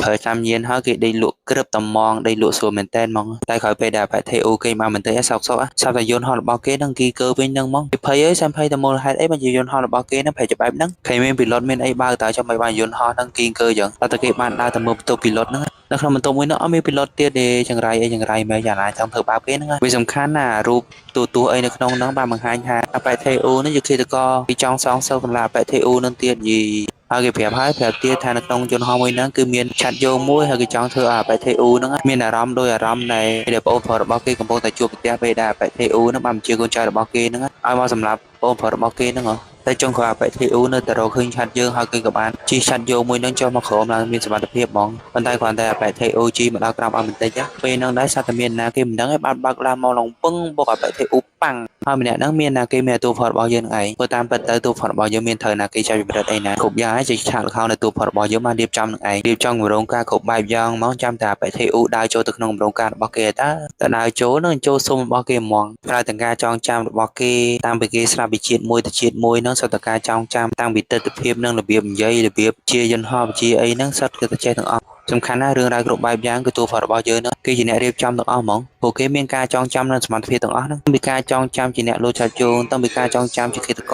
រតាំងពីការចងចាំជាអ្នកជំនាញបើកបរអីចេះទាំងអស់ចេះមកសពហ្មងគេថែមទាំងបានប្រកួតផោតាទាំងអស់ទាំងវីដេអូដែលគេបានថតពេលដែលថេអ៊ូបានបញ្ជាឲ្យកូនចៅរបស់គេទៅសម្រាប់អូនផលរបស់គេក៏មានទាំងវីដេអូសកម្មភាពនៅថ្ងៃដែលថេអ៊ូនឹងបានសម្រាប់ជាងកណូនោះក៏មានទាំងអស់ហ្មងចុងក្រោយអបិធេអ៊ូនៅតែដើរចូលតាក់ទូផលរបស់យើងដដែលសំខាន់ណាស់គឺទូផលរបស់យើងហ្នឹងគេជាអ្នកដែលចុះវិជាយន្តហោះហើយក៏បានលោតឆាច់ចូលមកក្រោមហើយគេក៏បានប្រើសមត្ថភាពផលិតជាតិដែលគេបានស្លាប់ពីកន្លងមកហ្នឹងជាអ្នកបើកបរជាអ្នកអីហ្នឹងបីបើកឡានឲ្យតាន់ពេលវេលាពេលដែលអបិធេអ៊ូហ្នឹងលោតឆាច់យើងចូលមកដល់ក្នុងដីទៀតដើម្បីឲ្យគេហ្នឹងបានបើកឡានទៅបរអបិធេអ៊ូហ្នឹងគ្រប់យ៉ាងគឺដំណើរការដោយគម្រោងការទូផលរបស់យើងទាំងអស់ក្រៅពីទូផលរបស់យើងបានបើកឡានរបស់អបិធេអ៊ូហើយគេគិតតែចង់សម្លាប់អបិធេអ៊ូនឹងបិទមាត់ទេតាគេធ្វើសកម្មភាពដោយថ្ងៃដែលអបិធេអ៊ូនឹងបានយកដៃរបស់គេមកទប់ដង្ហើមទូផលរបស់យើងនៅថ្ងៃដែលគេបានបើកឡានមកបោកទូផលរបស់យើងនិងមិនស្រីរបស់គេហ្នឹងប៉ុន្តែពេលដែលទូផលរបស់យើងរៀបនឹងច្បាច់កអបិធេអ៊ូនឹងស្លាប់របស់ជីវិតទៅហើយហ្នឹងពេលហ្នឹងដែរសាប់តាគេហ្នឹងបានឃើញយមទូតស្រីហ្នឹងបំរុងលោកដៃចូលមកក្នុងពេលដែលគេធ្វើសកម្មភាពសម្លាប់អបិធេអ៊ូហ្នឹងហើយតាប៉ុន្តែបើទូយមទូតស្រីម្នាក់ហ្នឹងបំរុងដើរមករកទូផលរបស់យើងហ្នឹងក៏ទូផលរបស់យើងនៅតែចង់សម្លាប់អបិធេអ៊ូតែប៉ុន្តែនៅពេលហ្នឹងដែរគាត់តែស្លាប់ការដែលគេបានទិញទុកជាកាដូឲ្យមើលស្រីរបស់គេនឹងបានជ្រុំមកចិត្តគេព្រាមទូផលរបស់យើងនឹងក៏ទុនចិនព្រាមហ្មងពួកអីពេលដែលគេជួបជាមួយមើលស្រីរបស់គេការពីអតីតជាតិរបស់គេនឹងគឺមើលស្រីរបស់គេនឹងបានសួរទូផលរបស់យើងថារឿងដែលគេបាននិយាយប្រាប់នាងហ្នឹងចុងក្រោយវាសប្បាយរីករាយអត់ឬក៏ចុងក្រោយកើតទុកនាងសង្ឃឹមថាសាច់មួយរឿងមួយហ្នឹងបញ្ចប់ទៅឲ្យភាពរីករាយនៅទីបំផុតនឹកដល់សម្ដីមើលស្រីរបស់គេបែបហ្នឹងទូផលរបស់យើងហ្នឹងគេនឹងក៏លែងសម្លាប់អបិធេអ៊ូតែពេលដែលគេងាកខ្លួនចេញហ្នឹងសារអបិធេអ៊ូហ្នឹងចង់លោតមកលោសម្រាប់ទូផលរបស់យើងវិញតាមតែពេលហ្នឹងដែរតែឆាត់យកនៅគេបានពាក់ហ្នឹងត្រូវខ្យល់អស់គេហ្នឹងទៅបុកនឹងឡានធំប៉ែនឹងអំបីទូផលរបស់យើងអាចជាត្រូវអបិធេអ៊ូហ្នឹងសម្រាប់ដល់ទៀតហើយ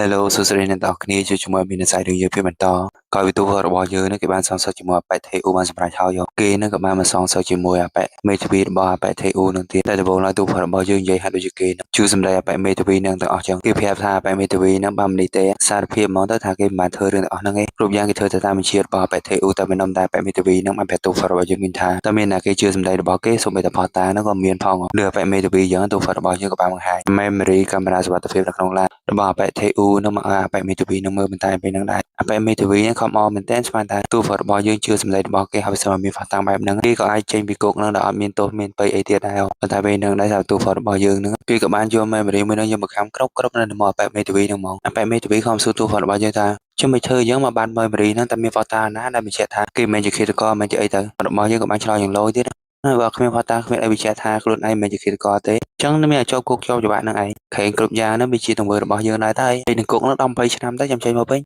ិញមិនទូចចង់ធ្វើអីហ្នឹងក៏ធ្វើមិនបានដែរតែឯងត្រូវតែរស់នៅក្នុងនាមជាគិតកោពេញមួយជីវិតរបស់ឯងមកឲ្យវាសមនឹងអ្វីដែលឯងហ្នឹងបានធ្វើដល់អ្នកគ្រប់គ្នាដោយសារតែបញ្ជារបស់បែថេអូហ្នឹងបងគ្នាខំឡើងសប្បាយចិត្តស្មានតែមានអ្នកគេមកជួយតែតែចុងក្រោយទៅចាញ់មកទូរបស់យើងនៅដែរហើយទូរបស់យើងហ្នឹងគេចង់ធ្វើអាបែមេតាវីហ្នឹងសប្បាយចិត្តនឹងអាធ្វើបាបែមេតាវីហ្នឹងនៅពេលក្រោយទៀតយើងនៅមិននឹងខាងមុនហ្នឹងបែមេតាវីក៏បាននិយាយយកមកកាន់ការបែម្នាក់ទទួលរបស់យើងហ្នឹងធ្លាប់មិនសិននៅដែរហើយវាមានតែខអីគាត់ទៅធ្វើបែបហ្នឹងដើម្បីសងសើបែមេតាវីហ្នឹងវិញតាហ្នឹងមិនថាកូនដើម្បីទៅលុយហ្នឹងធ្វើទៅតាមបញ្ជាគេនឹងចង់បានលៀបសការៈដល់ចុងក្រោយយកគុកចុចច្បាប់អញ្ចឹងចំណែកឯនៅក្នុងក្រុមហ៊ុនថេការថ្ងៃនេះវិញក្រោយពីអបេថេអូហ្នឹងគេជួគ្រោះថ្នាក់នៅពេលគេហ្នឹងមករងស្លាប់ទូហ្វរបស់យើងហ្នឹងចុះហើយពេលហ្នឹងដែរប៉ារបស់អបេថេអូហ្នឹងក៏បានចុះចេញពីមុខតំណែងចំណែកឯអបេថេអូនេះវិញសំណាងអើយសំណាងខ្យល់ប៉ៅទៅបុកឡានហាត់មានចេតរយទៀតតែបើទោះជាអត់ស្លាប់ក៏អបេថេអូហ្នឹងរស់នៅលំបាកវេទនាដែរហើយពេលហ្នឹងទៅគេក៏លែងមានឱកាសដើម្បីទៅធ្វើបាបណាគេទៀតដែរដោយសារតែជើងរបស់គេទាំងសងខាងហ្នឹងគឺត្រូវពិការដោយសារតែគ្រោះថ្នាក់នៅពេលដែលគេចង់សម្លាប់ទូហ្វរបស់យើងហ្នឹងដំបូងឡាទូហ្វរបស់យើងហ្នឹងចង់សម្លាប់អបេថេអូដែរតែមិនដែលដល់តែឃើញអបេថេអូប្រែក្លាយទៅជាបែបហ្នឹងគេហ្នឹងក៏ចេះទុកអបេថេអូរស់នៅទៅមករស់នៅលំបាកវេទនាវាសមនឹងកម្មពៀដែលអបេថេអូហ្នឹងគួរតែទទួលដែរហ្នឹងរស់នៅដោយរំពឹងលើខ្យល់អុកស៊ីសែនសូម្បីតែទៅណាទៅណីហ្នឹងក៏ទៅមិនបានផងរស់នៅបែបហ្នឹងវាសមនឹងទរណកម្មដែលអបេថេអូហ្នឹងគួរទទួលដោយសារតែគេហ្នឹងបានសម្លាប់មនុស្សបន្តិចទេដោយសារតែយកខុសខើរបស់គេក្នុងការចោទសម្លាប់មនុស្សហ្នឹងក្រោយពីជួយជាមួយអបេថេអូហើយទូហ្វរបស់យើងក៏បានមកកន្លែងនគរសៀតមិត្តស្រីរបស់គេហ្នឹងហើយមើលទូហ្វរបស់យើងពេលហ្នឹងគេពិតជាស្ដាយក្រោយមែនតើមិនគួរណាគេដាច់ចិត្តសម្រាប់ខ្លួនរបស់គេសោះគំនិតសារតែគេបានឃើញអាស្លាបការដែលគេបានទិញទុកជាកាដូឲ្យតួស្រីរបស់យើងហ្នឹងកុំអីហ្នឹងពេលហ្នឹងប្រហែលជាតួរបស់យើងហ្នឹងខ្លាចជាឃាតករក៏មិនដឹងឥឡូវហ្នឹងបើទោះជាចង់ត្រឡប់ក្រោយក៏ត្រឡប់បានដែរតួរបស់យើងមានតែបន្តរស់នៅក្នុងរាងកាយរបស់បែបពលិម្នាក់ហ្នឹងទៅដល់ទៅតួរបស់យើងរស់នៅក្នុងរាងកាយបែបម្នាក់ហ្នឹងយូរទៅគេក៏ចាប់អារម្មណ៍ថាខ្លួនរបស់គេហ្នឹងកាន់តែមានចរិតដូចបែបម្នាក់ហ្នឹងទៅដូចទៅហើយជារៀងរាល់ថ្ងៃគេតែងតែធ្វើការរបស់គេទៅចាប់ជនក្រិតចាប់ពួកជួយនៅគ្រឿងញៀនអីឡងរហូតជាមួយមិត្តភ័ក្តិរបស់គេហ្នឹងជារៀងរាល់ថ្ងៃជីវិតទូវត្តរបស់យើងហ្នឹងពិតជាប្រឈមមកនឹងគ្រោះថ្នាក់ខ្លាំងមែនទែនដោយសារតែគេហ្នឹងតែងតែចេញទៅចាប់ពួកជនក្រិតនិងជនជួយដូរគ្រឿងញៀនអីហ្នឹងហើយនៅថ្ងៃមួយនៅពេលដែលទូវត្តរបស់យើងនិងមិត្តភ័ក្តិរបស់គេហ្នឹងបានទៅចាប់ជនជួយដូរគ្រឿងញៀនហ្នឹងពេលហ្នឹងដែរពួកគេទាំងពីរនាក់ហ្នឹងក៏បានបតែបតោគ្នាជាមួយពួកទាំងអស់ហ្នឹងហើយនៅទីបំផុតទូវត្តរបស់យើងមាននឹងថាបែបម្នាក់ដែលជាមេរបស់គេហ្នឹងសម្រាប់ទូវត្តរបស់យើងឲ្យតើគុំតែបានមិត្តភ័ក្តិរបស់គេហ្នឹងមកជួយទូវត្តរបស់យើងតើកុំអីហ្នឹងទូផាត់របស់យើងប្រហែលជាត្រូវស្លាប់នៅពេលហ្នឹងហើយមិត្តភ័ក្តិរបស់គេនឹងបានជួយទូផាត់របស់យើងមិនតែមិត្តភ័ក្តិរបស់គេហ្នឹងគឺត្រូវរបួសរៀងតំណំដែរហ្នឹងដំបូងឡើយទូផាត់របស់យើងគឺក៏មិនបានគិតគូរវិញឆ្ងាយដែរសំខាន់ពេលហ្នឹងគេចង់រស់នៅជាខ្លួនគេតែប៉ុណ្ណោះប៉ុន្តែនៅពេលដែលគេបានឃើញទាំងកូនស្រីនិងប្រពន្ធមិត្តភ័ក្តិរបស់គេមើលទៅដូចជាការតបខ្លាំងមែនទែននៅពេលដែលឃើញសាររបស់ពួកគេនឹងមានជួបគ្រោះថ្នាក់ហ្នឹងទូផាត់របស់យើងឯនេះគេគិតតែไปលួងលោមកូនស្រីមិត្តភ័ក្តិរបស់គេហ្នឹងហើយលើកហ្នឹងគេពិតជាស្ដាយខំមែនទែនបើគេនៅរស់រៀនមានជីវិតដល់ពេលហ្នឹងប្រហែលជាគេក៏អាចមានគ្រួសារមានប្រពន្ធមានកូនដូចជាមិត្តភ័ក្តិរបស់គេហ្នឹងដែរបន្តិចក្រោយមកពេលទូផាត់របស់យើងបានញ៉ាំអីជាមួយកូនមិត្តភ័ក្តិរបស់គេនឹងសាទៅកូនមិត្តភ័ក្តិរបស់គេនឹងមកសុំទូរបស់យើងថាឲ្យជួយការពារម៉ារបស់នាងផងព្រោះរាល់ពេលដែលនាងបានឃើញប៉ារបស់នាងចេញមកធ្វើការងាររបស់គាត់ហើយនៅពេលដែលគាត់ចាប់ជនក្រិតអីហ្នឹងជាទូទៅពេលដែលគាត់ត្រឡប់ទៅវិញហ្នឹងក៏តែតែមានរវល់រហូតនេះសង្ឃឹមថាទូរបស់យើងនឹងជួយការពារប៉ារបស់នាងផងប៉ារបស់នាងក៏ត្រូវតែការពារចំណែកឯទូរបស់យើងក៏គួរការពារជីវិតរបស់គេដែរនាងសង្ឃឹមថាពួកគេទាំងពីរអ្នកហ្នឹងនឹងលែងមានគ្រោះថ្នាក់បន្តទៀតឬសំដីក្មួយស្រីរបស់គេយ៉ាងទូរបស់យើងគេក៏បានសន្យាជាមួយក្មេងស្រីម្នាក់ហ្នឹងថាគេនឹងការពារប៉ារបស់នាងមិនឲ្យមានគ្រោះថ្នាក់បន្តទៀតទេតែរំលងបានមួយថ្ងៃហំពេលដែលមិត្តភ័ក្តិរបស់គេនឹងបានជាសះស្បើយសុបួល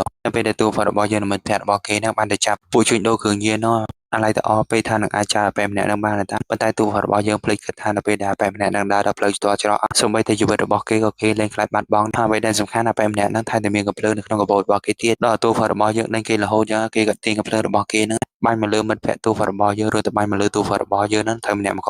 កទៀតឃើញមិត្តភ័ក្តិរបស់គេធ្វើរបួសចឹងហើយណាមួយទូរបស់យើងនឹងទូរបស់យើងនឹងគេក៏បានសន្យាជាមួយកូនមិត្តភ័ក្តិរបស់គេផងព្រោះតែលើនឹងទូរបស់យើងខ្លាចតាមមិត្តភ័ក្តិរបស់គេនឹងគឺថាបែបម្នាក់នឹងមិនសម្រាប់ចោលចឹងហើយទូរបស់យើងនឹងក៏បានបន្តជាមួយអបិជួយដូរគ្រឿងញៀនម្នាក់នឹងហើយទីបំផុតទូរបស់យើងនឹងវាបានច្រើនអបិម្នាក់នឹងរួមទាំងលោតតម្លាក់ខ្លួនពីលើនឹងជាមួយនឹងអបិម្នាក់នឹងរហូតដល់ពួកគេទាំងពីរនាក់នឹងស្រាប់បាត់បង់ជីវិតទាំងពីរនាក់នឹងមកនៅមកទូជាទូរបស់យើងនឹងគេស្លាប់បាត់បង់ជីវិតមែនតែគេមានស្ដាយក្រោយបន្តិចសោះពួកយើងហើយណាក៏គេបានជួយមិត្តភ័ក្តិរបស់គេដែរប៉ុន្តែនៅពេលដែលទូរបស់យើងបាននៅក្នុងឡើងវិញវាយកមកទូនឹងក៏បានសួរទូរបស់យើងថាម៉េចដែរគាត់តែខ្លួនឯងលយមែនតែសម្រាប់ខ្លួនឯងដើម្បីទៅជួយមិត្តភ័ក្តិរបស់ខ្លួនឯងតែច្បាស់អត់ថាខ្លួនឯងនឹងបានជួយអបិម្នាក់នឹងមែនតែអបិឯងជាណាគេបានជាហ៊ានសម្រេចចិត្តបែបហ្នឹងបើធ្វើប៉ុណ្ណឹងក៏ទៅខ្លួនឯងលយមែន បែឯងសម្រាប់ខ្លួនឯងដើម្បីជួយគេអញ្ចឹងគិតតែគេសប្បាយអរណាមែនឬមួយគិតតែខ្លួនឯងនឹងជាវីរៈបុរសមែនបានជាធ្វើអញ្ចឹងទោះជាបែឯងលះបង់ជីវិតរបស់ខ្លួនឯងក៏គ្មានណាគេសប្បាយអរនឹងការលះបង់ជីវិតរបស់បែឯងនឹងដែរគឺតែអ្នកគ្រប់គ្នានឹងសប្បាយនឹងអ្វីដែលបែឯងបានធ្វើមែននិយាយមិនទាន់ជាប់សុខបួលហងយមទូស័យម្នាក់នឹងក៏បានទាញកំភ្លើងមកបាញ់ទូផរបស់យើងផង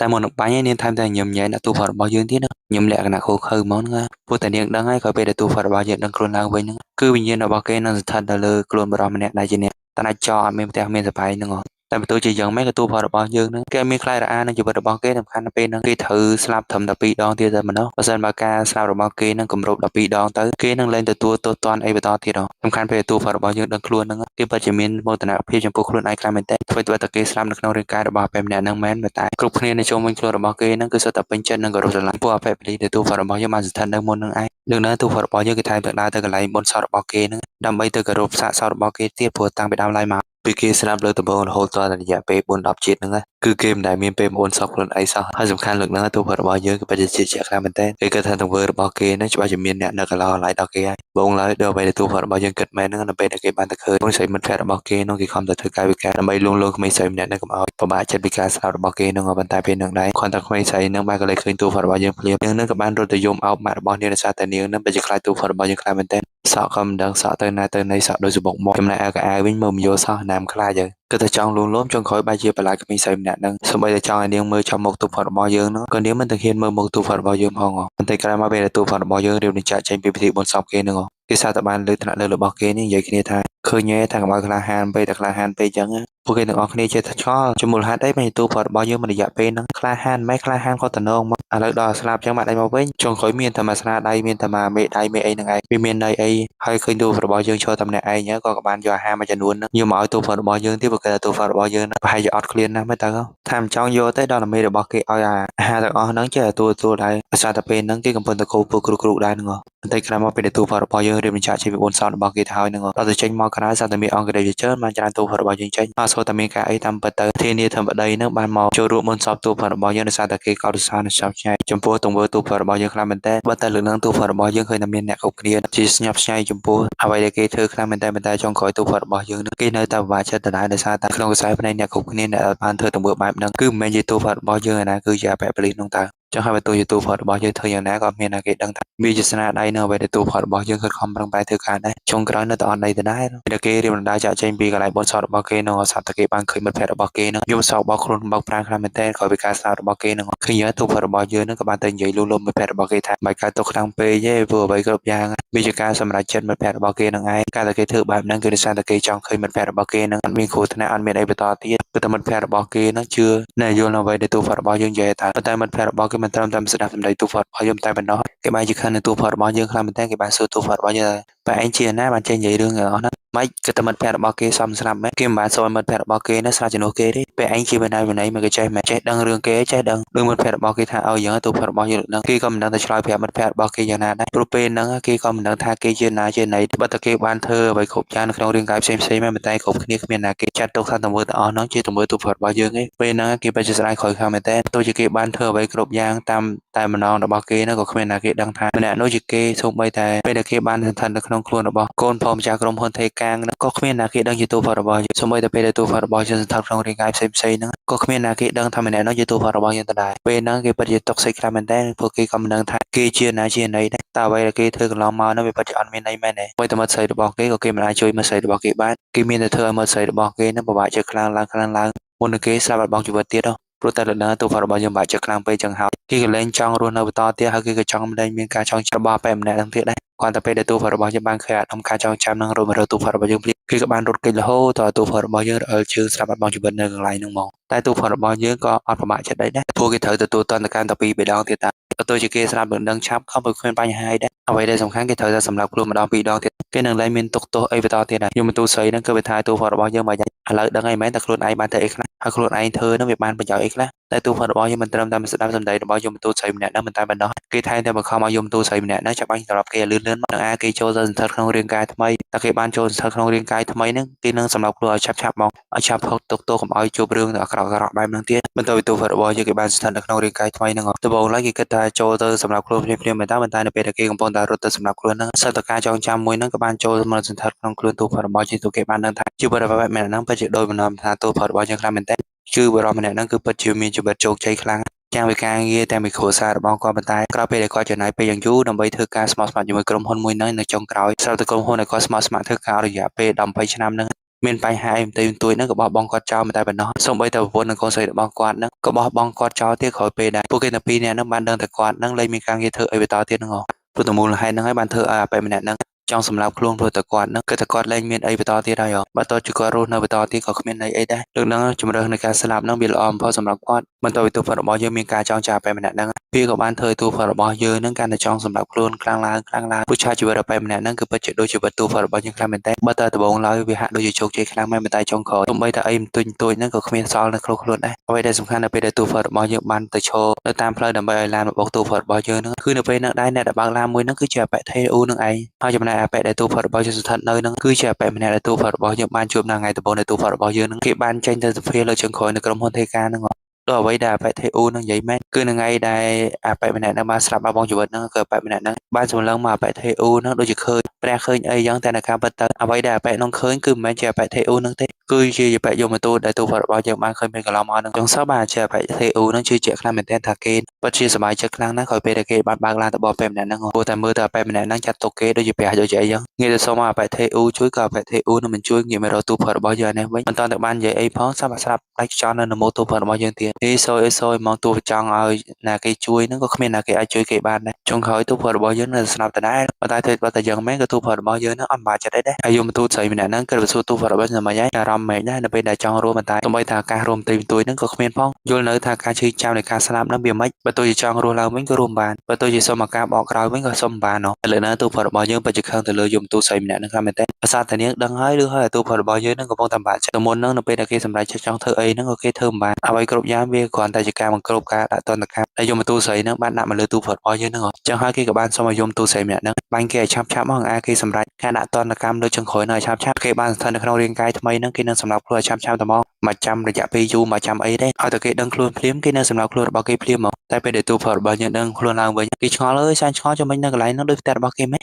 មានតែរូបថតរបស់គេមានតែរូបថតម៉ែរបស់គេហើយមួយក៏ឯងយកសោកក៏មែនប៉ុន្តែនៅពេលដែលទូផរបស់យើងដើរទៅរកមើលកញ្ចក់តាមពិតទៅរាងកាយដែលគេស្ថិតនៅហ្នឹងគឺជារាងកាយម៉ែរបស់គេសោះចុះមិនបានឯងមកនៅក្នុងរាងកាយម៉ែរបស់ឯងវិញនឹងនៅឈឺចាំ9មក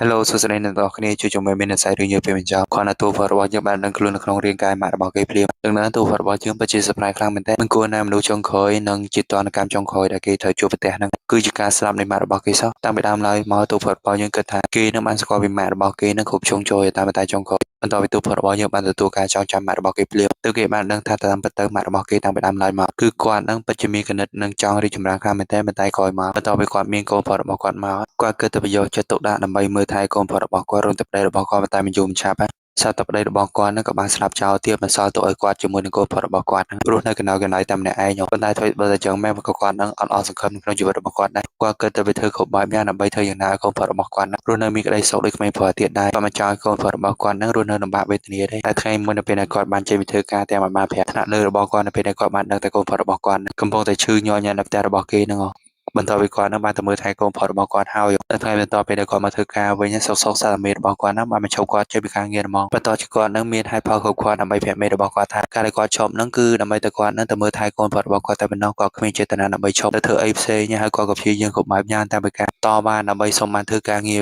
វិញនឹងគ្មានណាគេដោះស្រាយបញ្ហាមួយនឹងចំពោះគាត់ដែរពេលមួយថ្ងៃទៅមួយថ្ងៃគាត់ធ្វើការងារមួយពីមួយកន្លែងទៅមួយកន្លែងឲ្យតែគាត់អាចធ្វើការបានណាការងារអីក៏គាត់អបកែបកាន់ដែរតែមួយការងារជាអ្នកសម្អាតហ្នឹងក៏គាត់ធ្វើទាំងអស់ប៉ុន្តែគាត់ធ្វើការងារគ្រប់បែបយ៉ាងមែនតែគាត់ដែរប្រាប់កូនប្រុសរបស់គាត់ថាគាត់នឹងចេញធ្វើការគ្រប់បែបយ៉ាងដើម្បីតែទុកលុយនៅទូប្រុសរបស់យើងដែរទូប្រុសរបស់យើងបាក់ចិត្តនៅពេលដែលគេប្រាជ័យក្នុងការស្វែងរកការងារធ្វើគាត់នឹងក៏មើលថែកូនប្រុសរបស់គាត់នៅពេលដែលគាត់ឃើញកូនប្រុសរបស់គាត់ស្វឹងឡើងដៃខ្លួនទៅហើយថ្ងៃមួយសម្រាប់គាត់ដាច់ចិត្តទៅព្យាបាលនៅមន្ទីរពេទ្យហ្នឹងគាត់គិតឡើងយូរឡើងរាប់សិបឆ្នាំក្រោយពេលដែលគាត់បានទៅព្យាបាលនៅមន្ទីរពេទ្យហ្នឹងគាត់ក៏បានតាក់ទងមកកូនប្រុសរបស់គាត់ប៉ុន្តែពេលហ្នឹងដែរពេលគាត់តាក់ទងមកហ្នឹងកូនប្រុសរបស់គាត់មានលើទូរស័ព្ទដៃរបស់គាត់មិនទេសោះតែបារម្ភពេកហើយគាត់ក៏បានរៀបចំខ្លួនដើម្បីចេញពីមន្ទីរពេទ្យហ្នឹងទៅមើលកូនប្រុសរបស់គាត់ហ្មងប៉ុន្តែមិនទាន់ទៅបានចែកចេញពីមន្ទីរពេទ្យផងសត្វខាងប៉ូលីសហ្នឹងបានតាក់ទងប្រាប់គាត់ថាពេលហ្នឹងទូរស័ព្ទរបស់យើងហ្នឹងបានលោតសម្រាប់ខ្លួនបាត់ហើយគាត់ទៅលើជើងភ្លាមមកគាត់ក៏បានដួលក្រាំងនៅក្នុងមន្ទីរពេទ្យហ្នឹងហ្មងព្រោះតែគាត់ស្លុតចិត្តខ្លាំងមែនតើមិនគួរណាកូនប្រុសរបស់គាត់ ចិត្តសម្រាប់ខ្លួនរបស់គេសោះប៉ុន្តែក៏អត់មានបន្ទោសកូនផុតរបស់គាត់បន្តិចទេក៏គិតថាអ្វីគ្រប់យ៉ាងដែលកើតឡើងចំពោះកូនផុតរបស់គាត់ណាវាជាភាពអសមត្ថភាពរបស់គាត់ដែលមិនអាចមើលថែកូនផុតរបស់គាត់ឲ្យរស់នៅមានក្តីសុខដូចក្មេងៗទៀតទេបើសិនជាគាត់ព្យាយាមខ្លាំងជាងនឹងប្រហែលជាកូនផុតរបស់គាត់អាចនឹងរស់នៅបានសនុកសុខស្រួលដូចក្មេងទៀតចឹងថ្ងៃក៏គិតតែពីធ្វើការងារមិនអាចចំណាយពេលរបស់គាត់ដើម្បីសួរនាំពីសុខទុក្ខកូនផុតរបស់គាត់សោះសិនជាគាត់ចំណាយពេលច្រើនជាមួយកូនផុតរបស់គាត់ប្រហែលជាកូនផុតរបស់គាត់ក៏មិនគិតខ្លីដល់ថ្នាក់នឹងអ្វីគ្រប់យ៉ាងដែលគាត់គិតក្រោយពីទូផុតរបស់យើងបានសម្រាប់ខ្លួននឹងគឺវាជាចំណោទបញ្ហាដែលគាត់ចោទសួរខ្លួនឯងថាតើការស្លាប់កូនផុតរបស់គាត់វាជាកំហុសរបស់គាត់មែនផុតរបស់គាត់សម្រាប់ខ្លួនដោយសារតែគាត់នឹងឯងជារៀងរាល់ថ្ងៃគាត់តែគិតបែបនឹងរហូតសូម្បីតែពេលដែលគាត់បានទៅបូជាសពកូនផុតរបស់គាត់ក៏គាត់យំសោកបោកខ្លួនបោកប្រាណហើយក៏បានប្រាប់កូនផុតរបស់គាត់គាត់សូមទោសដោយសារតែកំហុសគាត់បានធ្វើឲ្យកូនផុតរបស់គាត់ស្លាប់បាត់បង់ជីវិតបែបហ្នឹងហើយតែវលីបានហៅគាត់ទៅសាកសួរពីមូលហេតុដែលទូផុតរបស់យើងអាចនឹងសម្រាប់ខ្លួនក៏គាត់ឆ្លើយប្រាប់វលីថាគាត់ជាអ្នកសម្រាប់កូនផុតរបស់គាត់ដែរព្រោះតែគាត់មិនព្យាយាមអស់ពីសមត្ថភាពរបស់គាត់ដើម្បីរកលុយឲ្យច្រើនកូនផុតរបស់គាត់រស់នៅកន្លែងល្អពីមួយថ្ងៃទៅមួយថ្ងៃជីវិតម៉ាក់ទូផុតរបស់យើងពិតជាពិបាកខ្លាំងមែនទែនសូម្បីតែមិត្តរួមការងាររបស់គាត់ក៏គ្មានណាគេចាប់អារម្មណ៍និងយកចិត្តទុកដាក់ចំពោះគាត់ដែរម្នាក់គឺទៅប្រមើលងាយគាត់ដៀលគាត់តែការស្លាប់កូនផុតរបស់គាត់វាជាកំហុសម៉ាក់ទូផុតរបស់យើងនឹងឯងតែនៅការពិតទៅគាត់មិនបានធ្វើអីខុសផងគ្នាគឺពិតជាស្អប់ធ្វើម៉ាក់ទូផុតរបស់យើងខ្លាំងមែនទែនធ្វើឲ្យតែគាត់មានភាពរឹងមាំមែនតែដល់តែពេលដែលគាត់អត់មានកូនផុតរបស់គាត់ទៅគាត់ក៏មិនដឹងថាជីវិតរបស់គាត់រស់នៅមានអីទៀតដែរដឹកនាំទូផុតរបស់យើងគេពិតជាស្ដាយក្រោយខ្លាំងមែនទែនមិនគួរណាគេដាច់ចិត្តសម្រាប់ខ្លួនរបស់គេចោលតែគេមិនបានដឹងថាម៉ាក់របស់គេនឹងរស់នៅរងទុក្ខវេទនាបែបណាទេក្រោយពីការស្លាប់របស់គេមួយថ្ងៃគេគិតតែពីអារម្មណ៍ខ្លួនឯងមិនដែលគិតពីអារម្មណ៍ម៉ាក់របស់គេសោះបើគេយកចិត្តទុកដាក់ចំពោះម៉ាក់របស់គេយ៉ាងហ្នឹងហើយប្រហែលជាគេអាចធ្វើជាកូនល្អឲ្យម៉ាក់របស់គេច្រើនជាងហ្នឹងគ្រប់ទរណកម្មទាំងអស់ដែលទូផុតរបស់យើងបានជួបធ្វើទៅតែទរណកម្មមួយគេសិតតែបានធ្វើអីល្អមែនតែគ្រប់យ៉ាងវាមិនមែនជារាងកាយទូផុតរបស់យើងបើទោះជាមានណាគេចងចាំពីអ្វីដែលគេបានធ្វើគឺគេចងចាំថាអ្នកដែលបានធ្វើជាម្ចាស់រាងកាយទាំងអស់នោះដែរគេមិនចងចាំថាវាជាទង្វើទូផុតរបស់យើងណាមុននឹងទូផុតរបស់យើងបានប្រាប់យមទូតស្អីនឹងថាឲ្យតែគេបានចូលក្នុងរាងកាយចុងក្រោយគេនឹងសម្រាប់ខ្លួនរបស់គេឲ្យឆាប់នឹងមកតែដល់តែពេលដែលគេបានរស់នៅក្នុងរាងកាយម៉ាក់របស់គេក៏មិនដែលចិត្តដើម្បីសម្រាប់រាងកាយមួយនឹងសោះគេព្យាយាមធ្វើយ៉ាងណាតាមទម្លាប់ម៉ាក់របស់គេពីមួយថ្ងៃទៅមួយថ្ងៃទូផុតរបស់យើងកាន់តែយល់ថាម៉ាក់របស់គេពិតជាមានអារម្មណ៍សោកសៅខ្លាំងមែនទែនក្រោយពីការស្លាប់របស់គេចឹងហើយចាប់ពីពេលនោះមកទូផុតរបស់យើងគេក៏បានសម្រេចចិត្តថាគេនឹងរស់នៅក្នុងរាងកាយម៉ាក់របស់គេឲ្យបានយូរយ៉ាងហើយណាគេក៏ព្យាយាមធ្វើគ្រប់បែបយ៉ាងដើម្បីឲ្យម៉ាក់របស់គេរស់នៅបានយូរជាងនេះដែរថ្ងៃមួយពេលដែលទូផុតរបស់យើងចេញពីធ្វើការមក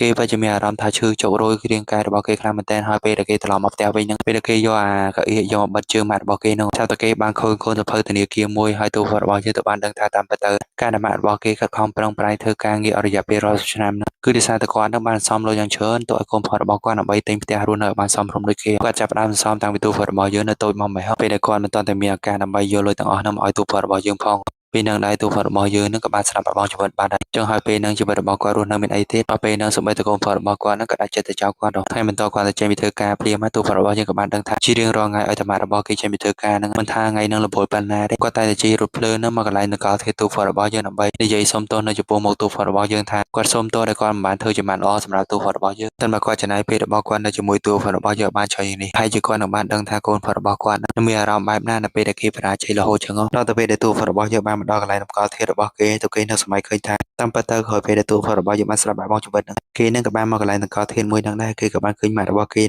េតែនិយាយសុំទោសគេរហូតពីមួយថ្ងៃទៅមួយថ្ងៃគាត់តែនិយាយដដែលថាអ្វីគ្រប់យ៉ាងវាជាកំហុសរបស់គាត់ធ្វើតែទូផុតរបស់យើងឃើញតែម៉ាក់របស់គេឈរយំតែម្នាក់ឯងបែបហ្នឹងតែទូផុតរបស់យើងមិនអាចធ្វើអីបានទាំងអស់សូម្បីតែលងលោមម៉ាក់របស់គេក៏គេធ្វើមិនបានហើយអ្វីដែលសំខាន់គឺទូផុតរបស់យើងភ្លេចរឿងសំខាន់មួយគេធ្លាប់បានសន្យានឹងម៉ាក់របស់គេថាគេនឹងនាំម៉ាក់របស់គេដើរលេងនៅលើភ្នំមួយជាកន្លែងដែលគាត់បានជួយជាមួយប្តីរបស់គាត់តាំងពីដំបូងមកតែមិនទាន់តែបាននាំម៉ាក់របស់គេទៅដើរលេងនៅកន្លែងនោះផងចុងក្រោយទូផុតរបស់យើងបែរជាសម្រេចចិត្តបញ្ចប់ជីវិតរបស់គេទៅវិញទៅពេលនេះទូផុតរបស់យើងបានដឹងថាក្រោយពីការស្លាប់របស់គេនឹងទរណកម្មដែលគេបានទទួលពេលកន្លងមកអ្វីដែលជឿចាប់បំផុតគឺនៅពេលដែលទូផុតរបស់យើងគេបានឃើញថានោះដែលគេបានស្រឡាញ់រួមទាំងមិត្តស្រីរបស់គេគឺបានស្លាប់នៅចំពោះមុខរបស់គេទាំងតែគេមិនអាចធ្វើអីដើម្បីជួយមិត្តស្រីរបស់គេបានផងហើយអ្វីដែលសំខាន់ជាងហ្នឹងកាលពីគេសាបាត់ទៅគឺម៉ាក់របស់គេពិតជាពិបាកជាខ្លាំងមែនទែនវាជាកំហុសធំបំផុតដែលទូផុតរបស់យើងបានធ្វើចំពោះម៉ាក់របស់គេតែថ្ងៃបន្ទាប់ទូផុតរបស់យើងគេក៏បានសម្រេចចិត្តថាគេនឹងឡើងទៅលើភ្នំដែលគេបានសន្យាជាមួយម៉ាក់របស់គេដើម្បីនាំរាងកាយម៉ាក់របស់គេទៅដល់កន្លែងមួយបើទោះជាគេមិនដឹងច្បាស់ថាគេបាននាំរាងកាយម៉ាក់របស់គេទៅដល់កន្លែងនោះហើយម៉ាក់របស់គេបានដឹងអត់ដែរ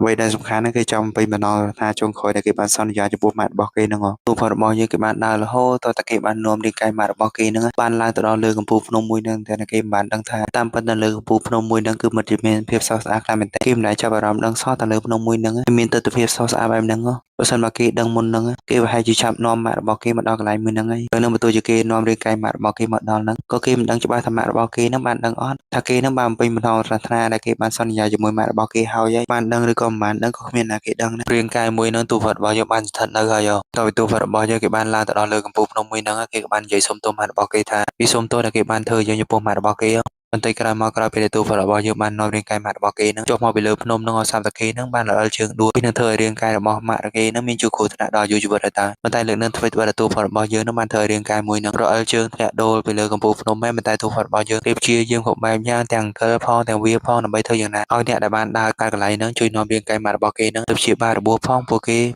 គឺគេបរិយាចោលម៉ាក់របស់គេនឹងរស់នៅបានអាយុវែងខ្លាំងមែនទែនចឹងហើយគេមានតែព្យាយាមវាផងអង្គគូនអីផងដើម្បីធ្វើយ៉ាងណាឲ្យរាងកាយម៉ាក់របស់គេនឹងបានទៅដល់កន្លែងខ្ពស់និងមានអ្នកមើលឃើញរាងកាយម៉ាក់របស់គេនឹងដល់ពេលដែលទូផលរបស់យើងបានគិតមែននឹងបន្ទាប់ពីគេបានអង្គខ្លួនរបស់គេបានឡើងមកដល់កន្លែងដែលអាចឲ្យអ្នកដែលដើរកាត់កន្លែងមួយនឹងបានឃើញទូផលរបស់យើងនឹងថ្ងៃបន្តទៅពេលដែលបែក GJ នឹងបានដឹងខ្លួនឡើងវិញគឺគេពិតជាបានដឹងខ្លួននៅក្នុងមន្ទីរពេទ្យមែនបើទោះជាគេមិនបានសងគុណម៉ាក់របស់គេក៏លើកហ្នឹងគេអាចជួយឲ្យម៉ាក់របស់គេរស់រានមានជីវិតដែរចឹងហើយណាក៏ទូផលរបស់យើងនឹងគេមានអារម្មណ៍សប្បាយចិត្តបន្តិចដែរព្រោះគេបានជួយម៉ាក់របស់គេបានសម្រេចលើកហ្នឹងពីមួយថ្ងៃទៅមួយថ្ងៃទូផលរបស់យើងនឹងក៏បានរស់នៅក្នុងនាមជាម៉ាក់របស់គេតែងតែធ្វើការពីកន្លែងមួយទៅកន្លែងមួយធ្វើការចាប់ពីមួយកន្លែងទៅមួយកន្លែងរហូតអស់រយៈពេលដល់30ឆ្នាំរស់នៅយូរក្នុងរាងកាយម៉ាក់របស់គេទៅទូផលរបស់យើងនឹងកាន់តែយល់ថាមូលហេតុអីបានជាម៉ាក់របស់គេនឹងអត់មានពេលមើលថែគេដល់រយៈពេល20ជាងឆ្នាំហ្នឹងឲ្យគាត់មានពេលណាមើលថែកូនផលរបស់គាត់បើគាត់ទៅបីតែពេលសម្រាប់ហ្នឹងក៏គាត់គ្មានផងថ្ងៃក៏គិតតែបង្ខំប្រឹងប្រែងធ្វើការងារដើម្បីសំលុយឲ្យបានច្រើនឲ្យបែ GJ ហ្នឹងទិញផ្ទះទិញអីនៅបានសំរុំដូចគេយូរទៅទូផលរបស់យើងសឹងតែភ្លេចថាគេរស់នៅក្នុងរាងកាយម៉ាក់របស់គេនឹងអស់រយៈពេលឡើងមក30ឆ្នាំមកគ្រប់យ៉ាងអ្វីដែលគេបាននឹកឃើញហ្នឹ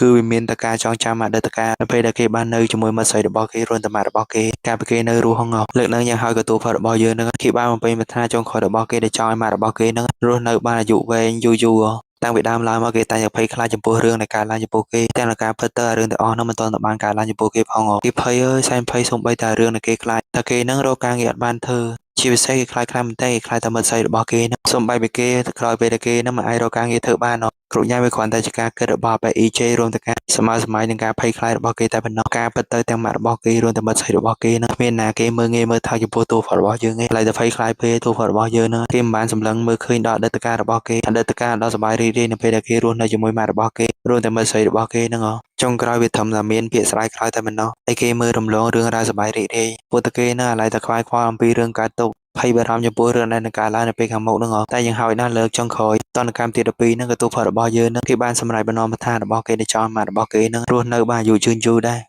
បន្តពីទូផលរបស់យើងបាននឹងខ្លួនឡើងវិញទឹកនឹងគេហាក់ដូចជាមានភាពចាស់ទុំខ្លាំងមែនទែនដោយសារតែគេរស់នៅក្នុងរាងកាយរបស់ម៉ាក់គេនឹងអស់រយៈពេល30ឆ្នាំមកគេរស់នៅនឹងបានយូរជាងរយៈពេលដែលគេរស់នៅក្នុងរាងកាយដើមរបស់គេទៀតហ្នឹងបន្តពីដឹងខ្លួនឡើងវិញទូផលរបស់យើងក៏បានទៅសួរយមទូស្រីម្នាក់ហ្នឹងថាមាននៅគេអត់មាននៅចាំគេអត់ចំណែកឯគេវិញពិតជានឹកយមទូស្រីម្នាក់ហ្នឹងខ្លាំងមែនទែនព្រោះតែគេនឹងបានបែកយមទូស្រីនឹងអស់រយៈពេល30ឆ្នាំហើយដំបូងឡើយគេគិតថានឹងត្រឡប់មកជួបយមទូស្រីនឹងត្រឹមតែរយៈពេល1ម៉ោង2ម៉ោងក្រោយតែចុងក្រោយគេនៅតែសម្រេចចិត្តរស់នៅក្នុងរាងកាយចុងក្រោយនឹងដល់រយៈពេល30ឆ្នាំរហូតដល់រាងកាយម៉ាក់របស់គេនឹងស្លាប់ដោយធម្មជាតិរបស់គាត់ដំបូងឡើយគេគិតថានឹងយកឈ្នះយមទូស្រីនឹងในការសម្រាប់ខ្លួនរបស់គេតែចុងក្រោយគេនៅតែសម្រេចចិត្តរស់នៅក្នុងរាងកាយចុងក្រោយនឹងអស់រយៈពេល30ឆ្នាំដដែលប៉ុន្តែធ្វើតែគេសម្រេចចិត្តលើកនឹងមែនប៉ុន្តែតួរបស់យើងនឹងវាពិតជាស្ដាយក្រោយមែនតើនៅការវាដំបូងឡើយមកគេសម្រេចចិត្តសម្រាប់ខ្លួនឯងដោយសារតែគេនឹងជួបបញ្ហាតកតុយគ្នាបញ្ចេះចំចេះហើយគេអំបរហើយអំបរទៀតសូមយមទូស្រីនឹងជួយឲ្យគេនឹងកែប្រែកំហុសរបស់គេផងវាពិតជាស្ដាយក្រោយខ្លាំងណាស់ដែលគេបានសម្រេចចិត្តសម្រាប់ខ្លួនរបស់គេនឹងបើសិនបើគេត្រឡប់ទៅខ້ອຍដើម្បីកែប្រែកំហុសរបស់គេមែនគេមិនសម្រេចចិត្តសម្រាប់ខ្លួនរបស់គេបន្តទៀតទេពេលនេះទៅគេបានដឹងថាការស្លាប់របស់គេនឹងទៅធ្វើឲ្យម៉ាក់របស់គេរួមទាំងមិត្តស្រីរបស់គេនឹងពិតជាស្ដាយក្រោយចំពោះរូបគេខ្លាំងមែនទែនបើសិននិយមទូស្រីម្នាក់នឹងទៅឱកាសគេតែម្ដងទៀតគេនឹងធ្វើឲ្យម៉ាក់របស់គេនឹងក្លាយជាមនុស្សសម័យចិត្តជាងគេនៅលើโลกមួយហ្នឹងនឹងយមទូស្រីម្នាក់នឹងមានថាទូផលរបស់យើងបន្តិចសោះនាងមានតែនៅទូផលរបស់យើងទៅវិញឯងពួកក្រោយពេលដែលទូផលរបស់យើងរស់នៅគម្រប់រយៈពេល30ឆ្នាំនៅក្នុងរាងកាយម៉ាក់របស់គេនឹងគេនឹងហាក់មានភាពចាស់ទុំខ្លាំងមែនទែនមើលទូផលរបស់យើងពេលហ្នឹងគេក៏ពិតជាស្ដាយក្រោយចំពោះអ្វីដែលគេបានធ្វើខ្លាំងណាស់ដែរនាងសម្រេចចិត្តថានឹងជួយទូផលរបស់យើងដល់បកគោលក៏កំភ្លើងចុងក្រោយមួយនឹងមកឲ្យទូផលរបស់យើងបានសម្រាប់ខ្លួនរបស់គេនៅលើកហ្នឹងព្រោះថាទូផលរបស់យើងបានភ្នាល់ជាមួយនាងបើសិនមកយមទូស្រីម្នាក់ហ្នឹង បរាជ័យក្នុងការដាក់ទរណកម្មទូផតរបស់យើងនឹងត្រូវតែរលប៉ុន្តែទូផតរបស់យើងមានបានបរាជ័យក្នុងការភ្នាល់គ្នាជាមួយយមទូស្រីម្នាក់ហ្នឹងណាខ្ញុំតែដោយសារទូផតរបស់យើងអត់សម្រាប់ខ្លួននៅក្នុងរាងកាយម៉ាក់របស់គេហ្នឹងកុំអីហ្នឹងក៏ទូផតរបស់យើងហ្នឹងមិនអាចយកឈ្នះចំពោះការភ្នាល់មួយហ្នឹងដែរហើយធ្វើតែនាងបកគលឱកាសចុងក្រោយមកឲ្យទូផតរបស់យើងមែនតែវាទាស់ថងថានៅការឡើងបន្តទៀតហ្នឹងវាជាការសម្រេចចិត្តរបស់ព្រះតែម្ដងបើព្រះប្រងជួយទូផតរបស់យើងក៏ទូផតរបស់យើងអាចត្រឡប់ទៅកែប្រែវាសនារបស់គេបានបើសិនបើព្រះមិនជួយទេទូផតរបស់យើងហ្នឹងក៏មិនអាចកែប្រែវាសនារបស់គេបានដែរនាងក៏មិនដឹងធ្វើម៉េចដែរគ្រប់យ៉ាងវាជាការសម្រេចចិត្តរបស់ព្រះតែម្ដងបន្តិចក្រោយមកក្រោយពេលទូផតរបស់យើងបានទាញកំភ្លើងមួយហ្នឹងដើម្បីបាញ់សម្លាប់ខ្លួនរបស់គេលើកចុងក្រោយហ្នឹងសម្រាប់ទូផតរបស់យើងដឹងខ្លួនឡើងវិញតាមពិតទៅព្រះពិតជាអភ័យទោសចំពោះទូផតរបស់យើងមែនព្រោះតែអ្វីគ្រប់យ៉ាងទូផតរបស់យើងធ្វើពេលក្រោយហ្នឹងគឺវាបញ្ជាក់ថាទូផតរបស់យើងហ្នឹងគឺពិតជាបានដឹងកំហុសរបស់គេមែនចឹងហើយលើកឡើងព្រះក៏បានផ្ដល់ឱកាសចុងក្រោយឲ្យទូផតរបស់យើងបន្ទាប់ពីទូផតរបស់យើងបានបាញ់កំភ្លើងមកលើក្បាលរបស់គេហ្នឹង